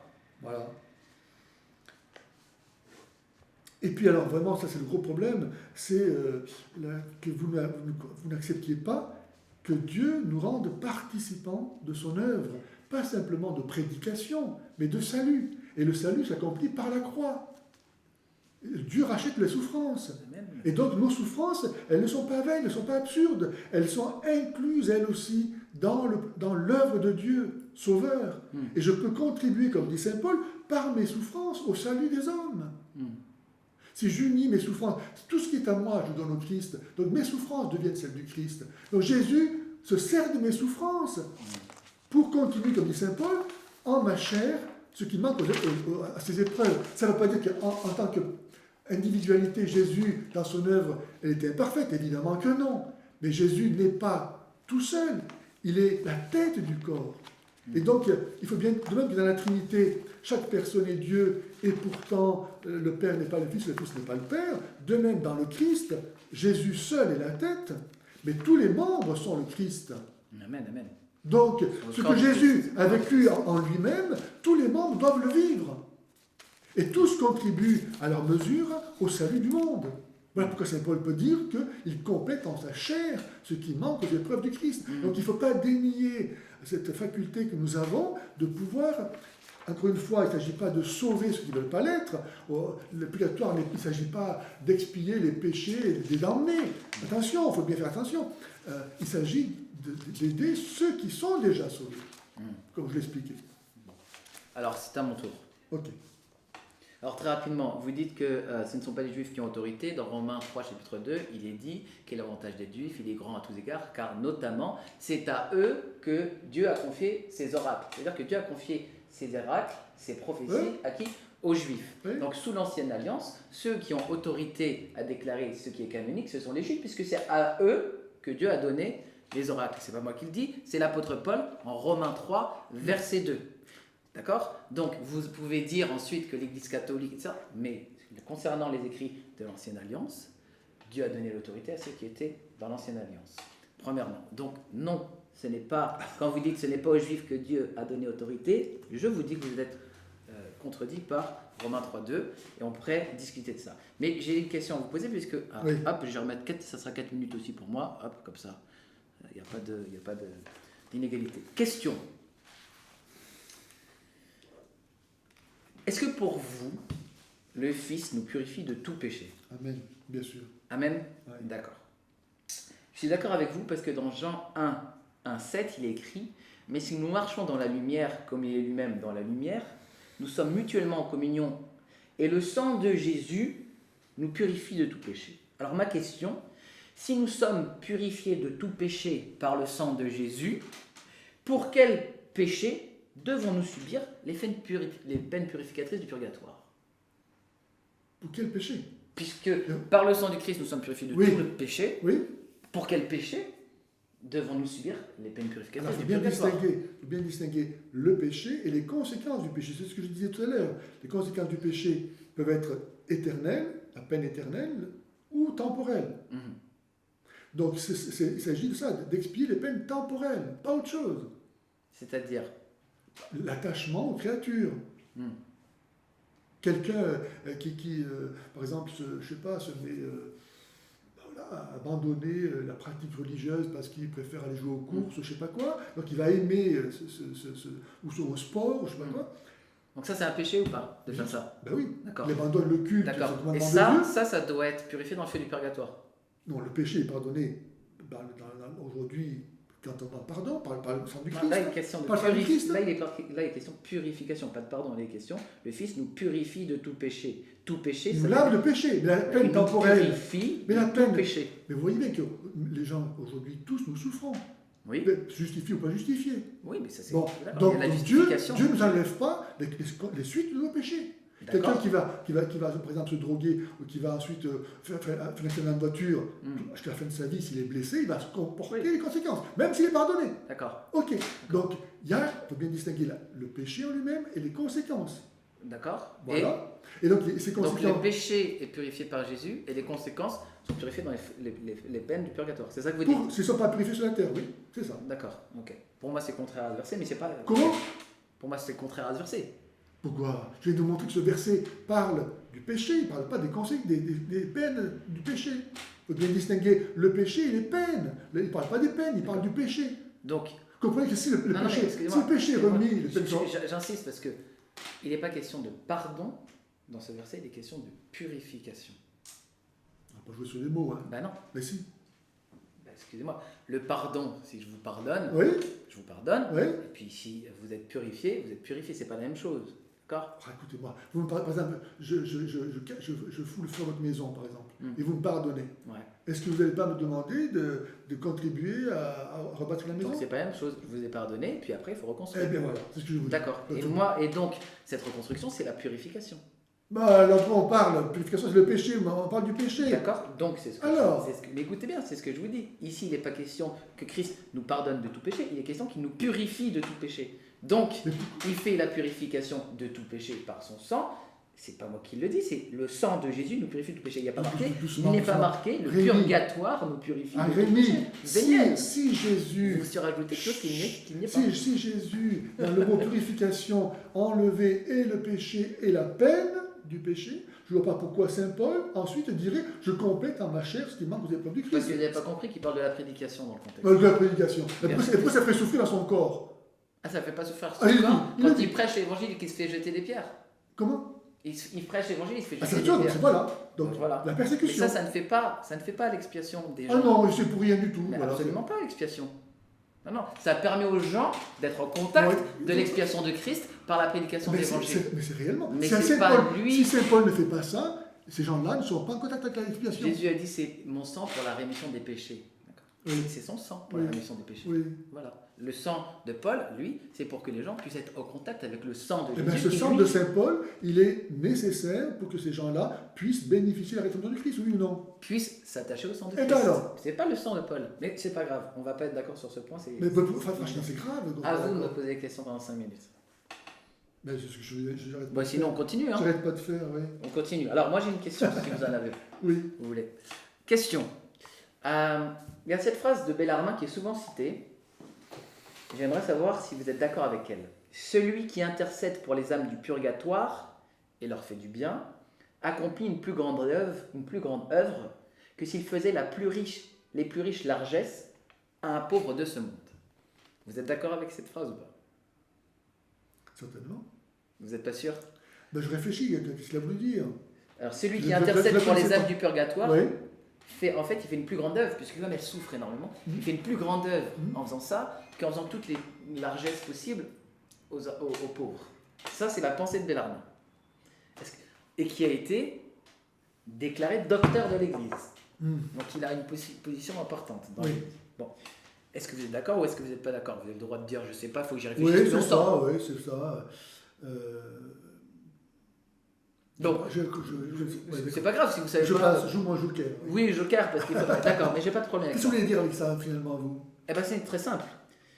Ma question, elle est celle-là. Si prier pour les âmes du purgatoire est une plus grande œuvre que la compassion pour les pauvres, oui. Pourquoi Jésus et les apôtres ont-ils enseigné si souvent sur l'assistance sur les pauvres et nulle part sur la quelconque nécessité de prier pour les âmes du purgatoire et qu'ils n'ont eux-mêmes jamais, selon les textes du Nouveau Testament, pratiqué une telle chose? D'abord, bon, effectivement, bon, qu'est-ce que je dis? C'est votre avis sur ça? C'est-à-dire que pour moi, c'est très important, puisque vous me disiez que le purgatoire est un dogme de foi. Moi, je vous ai dit dès le départ que la Bible elle-même nous dit que la foi vient de ce que l'on entend, et ce que l'on entend vient de la parole de Christ. Mais il n'y a aucune parole de Christ qui prie pour les morts, ni aucune parole d'un apôtre qui prie pour les morts. Donc, quand Robert Bellarmine dit que ça c'est plus important que de faire les largesses aux pauvres, alors que toute la théologie évangélique montre l'inverse, évangélique, je veux dire, pas... Ça dépend comment on le voit, parce que peut-être que Bellarmine, en disant ça, il disait le bien que je peux faire aux pauvres sur la terre, ne va peut-être servir à rien. Ça va peut-être servir à rien, parce qu'ils vont le tourner pour leur mal. Vous savez, Dieu nous fait des grâces, mais parfois ça se retourne contre nous, parce qu'on est redevable des grâces que Dieu nous fait. Et donc, parfois, le Seigneur il préfère ne pas nous en donner, parce qu'il voit qu'on l'utilise mal. Et dans une intention de miséricorde, il préfère nous éviter un surcroît de condamnation au jour du jugement, pour nous avoir donné des grâces dont on n'aura rien fait. Donc, peut-être que Bellarmine se dit, les âmes sont purgatoires, elles ne peuvent rien faire, donc ce que je fais là, de toute façon, à coup sûr, c'est banco, je gagne à coup sûr, parce que ça va profiter, ça va leur faire du bien, alors que sur la terre, le bien que je fais, il peut se retourner en mal. Peut-être qu'ils ne vont pas savoir s'en servir et en utiliser malheureusement, n'est-ce pas? Donc peut-être que c'est ça qu'il avait en vue. Peut-être, d'accord. C'est une interprétation, hein. Oui, oui, non, mais après, effectivement, je vous surprends un peu avec peut-être une citation que vous n'avez pas vue et C'est ça, il faudrait le temps de ouais. la... Mais vous voyez, ce qui est important, mon cher pasteur Rémy, c'est que on cherche toujours à interpréter les choses, non pas pour rejeter la foi, enfin, je parle avec le coup la foi catholique, mais voir comment ça s'harmonise.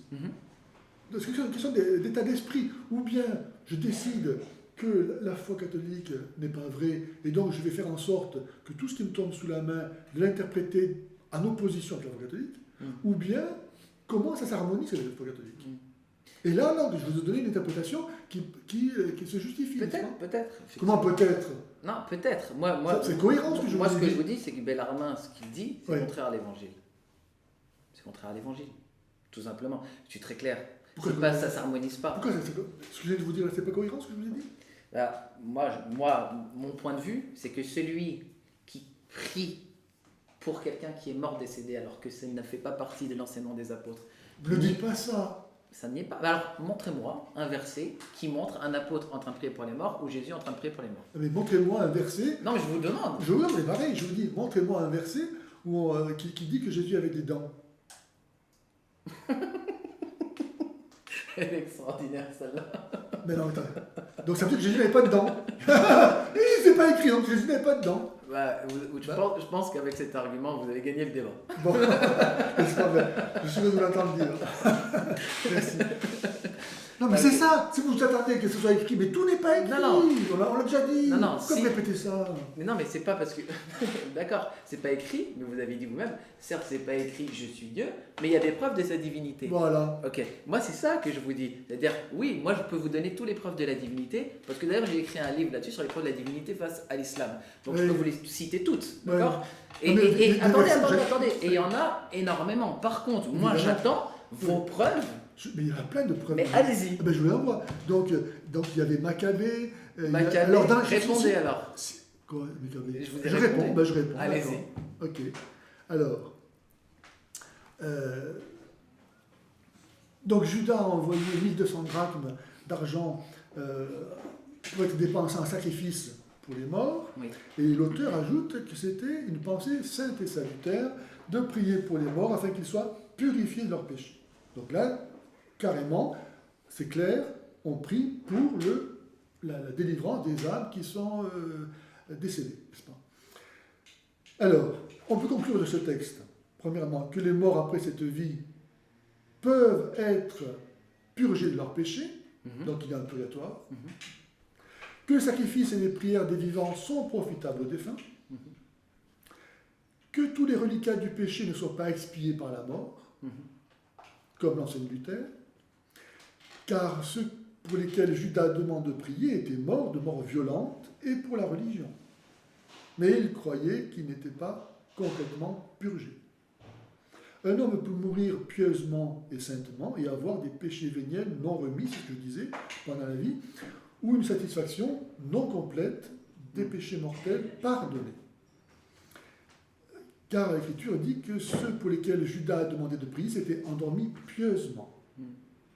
Alors, on va nous dire que il n'est pas fait question de purgatoire dans ce texte, mais seulement de la résurrection. Car Judas a commandé de prier pour les morts parce qu'il pensait saintement et pieusement à la résurrection. Il n'était pas nécessaire de faire mention du purgatoire, puisque cette réalité était sous-entendue. En effet, quand Judas a prié pour les morts, il ne priait pas pour qu'ils ressuscitent sur le champ, comme le faisait Jésus, mais parce qu'il pensait qu'à leur résurrection future, à cause de certains péchés, ces soldats ne soient punis dans l'éternité. Donc, le fait que cette demande s'appuyait sur la possibilité qu'après la mort, on puisse être délivré de péchés, non pas évidemment mortels, mais véniels. Pourquoi seulement véniels? Évidemment, on ne sait pas, comme on le disait tout à l'heure, quel était le degré de responsabilité de ces gens qui sont morts. Évidemment, l'idolâtrie, c'est un péché mortel. Si le gars, il a mis sa confiance dans ses idoles, il est foutu, c'est clair. Mais ceci dit, comme le disait Bellarmine, Peut-être que ces gars ont piqué ces idoles par pure cupidité, non pas par idolâtrie. Qui n'est pas un péché mortel, la cupidité. Ben, tout dépend de... L'amour de l'argent est la racine de tous les maux. C'est ce que la vrai, Bible dit. c'est hein. vrai, Je c'est vous- vrai, je- c'est vrai. Mais entre prendre quelque chose qui n'a pas de valeur et puis porter atteinte à la vie de quelqu'un en lui prenant son bien, ça fait deux, n'est-ce pas? Bon, donc est-ce que c'est... Ils peuvent avoir fait ça par cupidité. Donc par péché mortel. Pas forcément. Cupidité qui est une idolâtrie, l'amour de l'argent. C'est une Non, mais vous savez que- Mammon est un... Non, non, doucement. Il ne faut pas se fier aux apparences. Pour qu'il y ait un péché mortel, il faut qu'il y ait trois conditions. Hmm. Il faut qu'il y ait une matière grave. Alors là, effectivement, il y a matière grave. Il faut qu'il y ait pleine connaissance. Je sais que c'est mal. Ce sont des Israélites qui ont déjà vécu le veau d'or, ils mettent des statuettes d'idoles sous leur manteau. C'est Alors pas qu'ils le vécu le non, d'or. mais ils connaissent leur histoire, puisque c'est les Peut-être, armées de Judas peut-être, Maccabée. oui. Et là, c'est pour délivrer, soi-disant, et pour enlever les souillures de tous les ennemis de Dieu. Donc c'est quand même intéressant, parce que là, c'est quand même en pleine conscience. Mais bon, allez-y. Ben, il faut être dans la peau de chacun, parce que Jésus dit ne jugez pas, vous ne serez pas jugés. On ne peut pas juger à la place des gens. C'est Dieu qui connaît le cœur de chacun. Tu vois. Donc la connaissance et puis la volonté. Donc je sais que c'est mal et je veux le faire. Bah, pour prendre une statuette et la mettre dans son manteau, il faut vouloir. Certes, mais encore une fois, est-ce que pour autant il croyait que vraiment que c'est dans cette idole-là, ou bien il a pris ça pour aller, je sais pas, Pour faire comme les copains. par exemple, voilà, ou aller les revendre au marché noir, ou je sais pas quoi. Enfin, Ouais, bref. par cupidité. Voilà. D'accord. Ok. Donc, ce texte montre la réalité de la foi dans le purgatoire, déjà dans l'Ancien Testament. Non. Non. Dans les écrits de canoniques. Ben pour nous, c'est l'Ancien Testament. Oui, bah, Pour l'Église. Ah, moi, je me fie à l'Église, hein, c'est pas moi qui décide. d'accord. Pour l'Église Bon, catholique. mais vous pouvez vous opposer à l'Église au nom de quoi? Mais alors, ce que vous appelez l'Église et ce que j'appelle l'Église, c'est peut-être différent. Ce que vous appelez l'Église catholique. C'est quoi l'Église alors? Mais il y a une seule Église. C'est laquelle? D'accord. C'est l'Église de Jésus-Christ. Où est-ce qu'elle est? Pardon. Où est-ce qu'elle est? Ah, Comment non. comment Mais on peut en tout reconnaître? cas, vous pensez que l'Église catholique, c'est l'Église catholique romaine. Et vous dites qu'en dehors de l'Église, point de salut. Oui. C'est Cyprien de Carthage qui disait ça. Oui. Bon.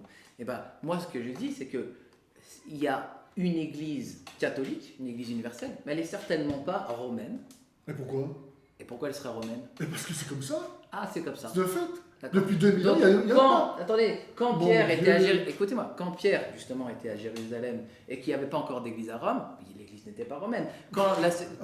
Mais quand la seconde église, qui était l'église d'Antioche et qu'il n'y avait pas encore d'église à Rome, l'église n'était pas romaine.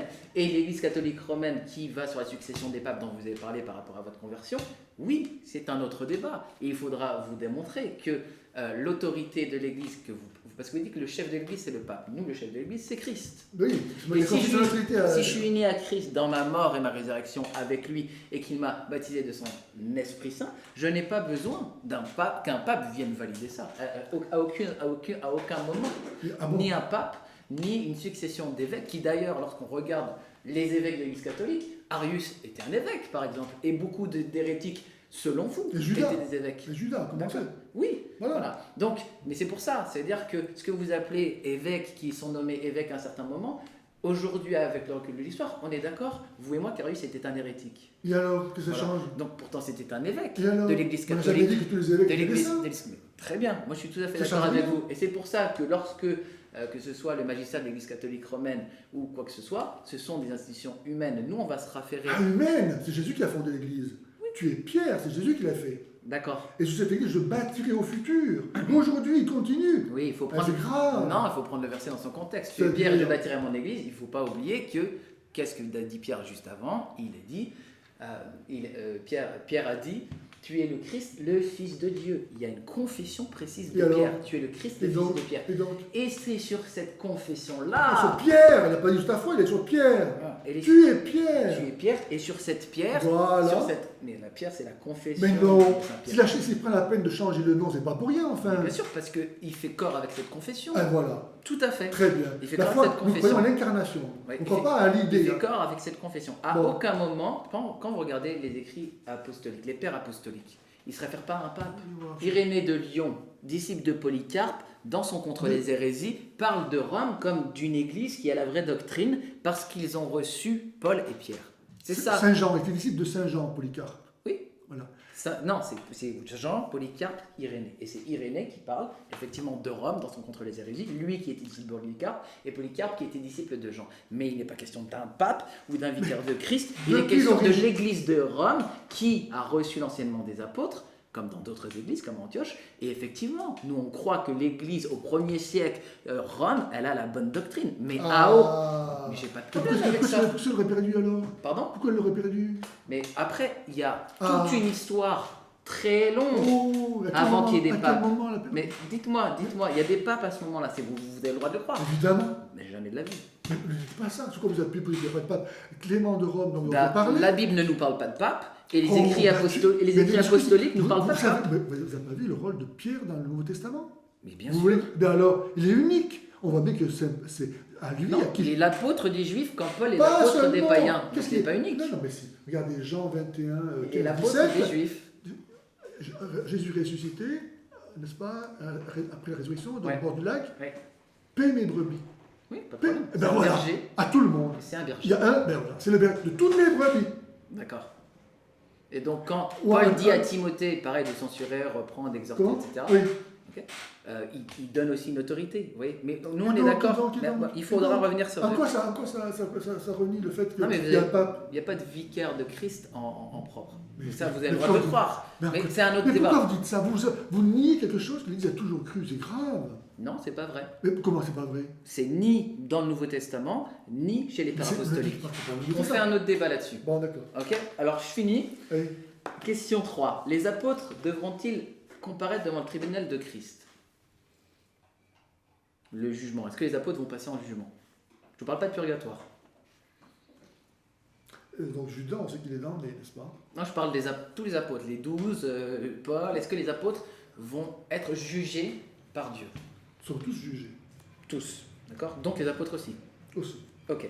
Donc ça, je suis d'accord avec vous, puisque Paul dit dans 2 Corinthiens 5,10, car nous aurons tous à comparaître devant le tribunal de Christ. Et il s'inclut en disant nous. Est-ce que les apôtres devront tous passer au purgatoire? Ou aucun? Non, mais c'est une question. Est-ce que les apôtres devront aller au purgatoire? Non. Aucun? Non. D'accord. Parce que le purgatoire, donc le jugement est universel, et le purgatoire n'est pas universel. Le jugement est universel, le purgatoire n'est pas universel, oui. D'accord, on est d'accord. Donc si les apôtres, d'ailleurs je pense que les apôtres ont même des mérites qui se déversent sur l'Église, c'est-à-dire bien sûr. Voilà, d'accord. Donc les apôtres ne doivent pas passer par le purgatoire, notamment avec les grands mérites dont ils peuvent faire bénéficier l'Église. Le purgatoire n'est donc pas un événement universel, je suis d'accord avec vous, contrairement au jugement qui est un événement universel, comme vous l'avez conclu. D'accord. Dans 1 Corinthiens 3,15, dont on parlait tout à l'heure, il est dit que l'ouvrage de chacun, dans un sens universel, sera éprouvé par le feu. Oui. Donc c'est universel. Doit-on l'appliquer au jugement ou au purgatoire? Au jugement particulier. Au quoi? Au jugement particulier. C'est-à-dire? Donc nous, catholiques, quand nous mourons, l'âme reçoit son jugement. Elle sait si elle est sauvée ou si elle est damnée. D'accord, ça me va. Voilà. Et ensuite, comme le temps continue jusqu'au jugement dernier, et que donc nos actes continuent à porter des fruits, soit bons, soit mauvais, au moment de la mort, on ne peut pas rendre un jugement définitif et parfait. Il faut attendre la fin du monde. Donc il y a deux jugements? Exactement. Ah d'accord. Il y a le jugement particulier et le jugement général. Et vous avez un verset pour soutenir ça? Nous avons l'Esprit Saint. D'accord, ok. C'est la tradition de l'Église. D'accord, non mais au moins je sais que c'est parce que vous avez l'Esprit Saint. Voilà. Ok, donc je continue quand même de vous dire que c'est le jugement particulier. Ce que dit 1 Corinthiens 3,13, je le répète, mais le jour du jugement, il n'est pas parlé d'un jour du jugement particulier, montrera clairement la qualité de l'œuvre de chacun et la rendra évidente. En effet, ce jour sera comme un feu qui ouvrira l'œuvre de chacun pour en révéler sa nature. Ce passage s'applique donc littéralement au jour du jugement et non au purgatoire. C'était ce que je voulais vous dire. On est bien d'accord. Ah bon, alors c'est super. Question 4.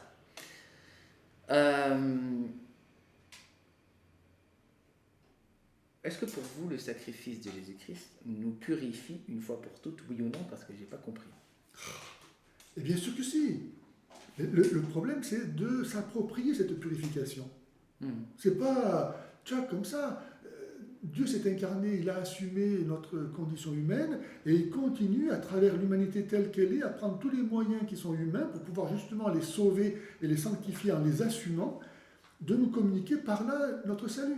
Et nous, c'est pareil, c'est à travers des moyens humains qui sont assumés par le Christ, sanctifiés, qu'on appelle les sacrements, qui nous communiquent son salut. D'accord. Vous savez que la Bible dit que Christ nous purifie, Christ nous justifie, Christ nous sanctifie. Il nous sauve. Christ nous sauve et qu'il est notre Rédempteur et qu'il est notre Sauveur. Oui. Tout est en Christ. Oui. Tout n'est donc pas dans les peines du purificatrice du purgatoire, en Christ, par son sang. Tout n'y est pas. C'est une partie de cette grande symphonie du salut, où il y a à la fois le jugement des damnés, le salut des sauvés, et les âmes purgatoires sont des sauvés. Et seulement, quand Saint Jean dit qu'il y a des péchés qui donnent à la mort et d'autres qui ne donnent pas à la mort. Non, pas des, un. Oui. Il y a un péché qui conduit à la mort. Un seul. Oui. Et c'est des péchés contre l'Esprit Saint. C'est ça. C'est pour ça que votre distinction entre des péchés mortels et des péchés véniels, qui n'est pas dans le texte biblique, et que nous refusons, parce que nous disons que nous, il y a des péchés graves et des péchés moins graves, ce que l'Ancien Testament appelle des péchés à main levée qui étaient des péchés graves, ou quand Jésus est devant Pilate, il lui dit ceux qui me livrent à toi ont commis un plus grand péché. Donc on dit qu'il y a des péchés graves et des péchés moins graves. Mais la loi, elle dit aussi que le péché contre un seul commandement est péché contre tous les commandements. Donc il n'y a pas des péchés mortels et des péchés véniels. Il y a le péché qui est mortel et la rédemption en Jésus-Christ qui nous ramène à la vie. Il y a les damnés et les sauvés. Tout ce qui est intermédiaire a été rajouté. Ça n'existe pas dans le texte. Non. C'est parce que ça n'existe pas dans le texte. Mais c'est pas suffisant comme argument. Mais peut-être pour vous, oui. Non, mais vous avez le droit de penser que c'est pas suffisant. Pour moi, c'est suffisant. Ben non, vous avez reconnu vous-même que tout n'était pas dans la Bible. Donc je ne pas non, mais c'est vrai que donc, par exemple, la Bible, elle n'a pas parlé de mon problème de batterie tout à l'heure. Voilà. Comme vous disiez, bon, c'est vrai qu'elle n'a pas tout dit. Alors, mais donc, si, pas, c'est pas dans la Bible, c'est pas, mais, pas une réponse. Si elle n'a pas exprimé de manière claire un dogme, alors je ne confesse pas ce dogme. Non. Parce que vous n'avez pas avec la foi. le temps, vous n'avez pas la foi. Ah ben, j'ai pas votre foi. Ouais, mais il y en a qu'une. Il y a quelques mais c'est la foi des apôtres que j'ai. Ben non. Ben si, puisque les apôtres qui priaient pas pour les morts. Montrez-le-moi. Montrez-le-moi. Qu'est-ce que vous savez? Mais montrez-le-moi. Vous n'avez pas d'exemple, vous voyez? Mais arrêtez. Encore une fois, vous Mais non, mais vous n'en avez pas. Mais arrêtez. Tout n'est pas dans la Bible. D'accord. Donc vous. C'est pas un argument, ça. Montrez-moi-le. Franchement. D'accord, mais c'est. Vous croyez pas, c'est tout. D'accord. Mais moi, ça me va en fait comme réponse. Il faut faire notre conclusion chacun. Je vous apprécie, monsieur. Merci. De moi aussi. Non, c'est vrai. Je vois que vous êtes capable de comprendre ce que je dis, malgré le fait que ça ne soit pas aussi parfait que je souhaiterais. Voilà. Non, mais c'est bien, c'est un bon moment. Vous concluez ou vous voulez que je... Comme vous voulez. Allez-y. Normalement, vous devez conclure en premier parce que vous avez commencé en premier. Mais je veux bien inverser si vous voulez avoir le dernier mot, comme vous voulez. Écoutez, pour conclure, je crois que les auditeurs auront pu peut-être prendre connaissance de nos positions respectives. Dans ce cadre-là, ça peut avoir un intérêt. J'espère aussi peut-être que j'ai pu peut-être vous aider à mieux comprendre la foi catholique. Mm-hmm. Et dans ce cas-là, je ne serais pas parlé en vain. Je vous remercie. Et puis, je crois que c'est important comme je le disais au début, n'est-ce pas, de chercher vraiment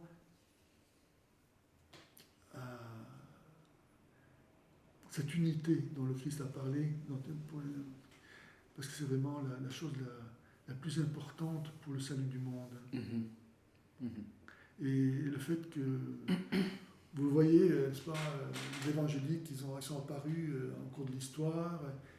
Moi, ça a été un argument pour moi décisif pour savoir, pour les catholiques. Je comprends. Voilà, historiquement, notre foi, elle est incarnée. On n'est pas comme ça, on ne sait pas d'où, voilà, on croit, mais il n'y a rien dedans. Non, c'est vraiment incarner la foi. Amen. Voilà. Je vous suis. Ma conclusion peut-être un petit peu plus longue. Pour moi, Jésus n'a pas parlé du purgatoire, ni les apôtres, et n'ont jamais fait de prière en faveur des morts. Nous ne trouvons pas d'exemple dans le Nouveau Testament. nous voulons rester fidèles à la tradition telle qu'elle est conservée dans les Écritures inspirées par Dieu. Et nous pensons, en tant qu'évangéliques, puisque vous nous disiez tout à l'heure que vous remontez aux origines, nous disons non, nous remontons aux origines en remontant à l'Écriture, parce que l'Écriture a conservé la doctrine originelle. On ne sera pas d'accord. J'ai fini. J'aimerais vous citer un docteur de l'Église.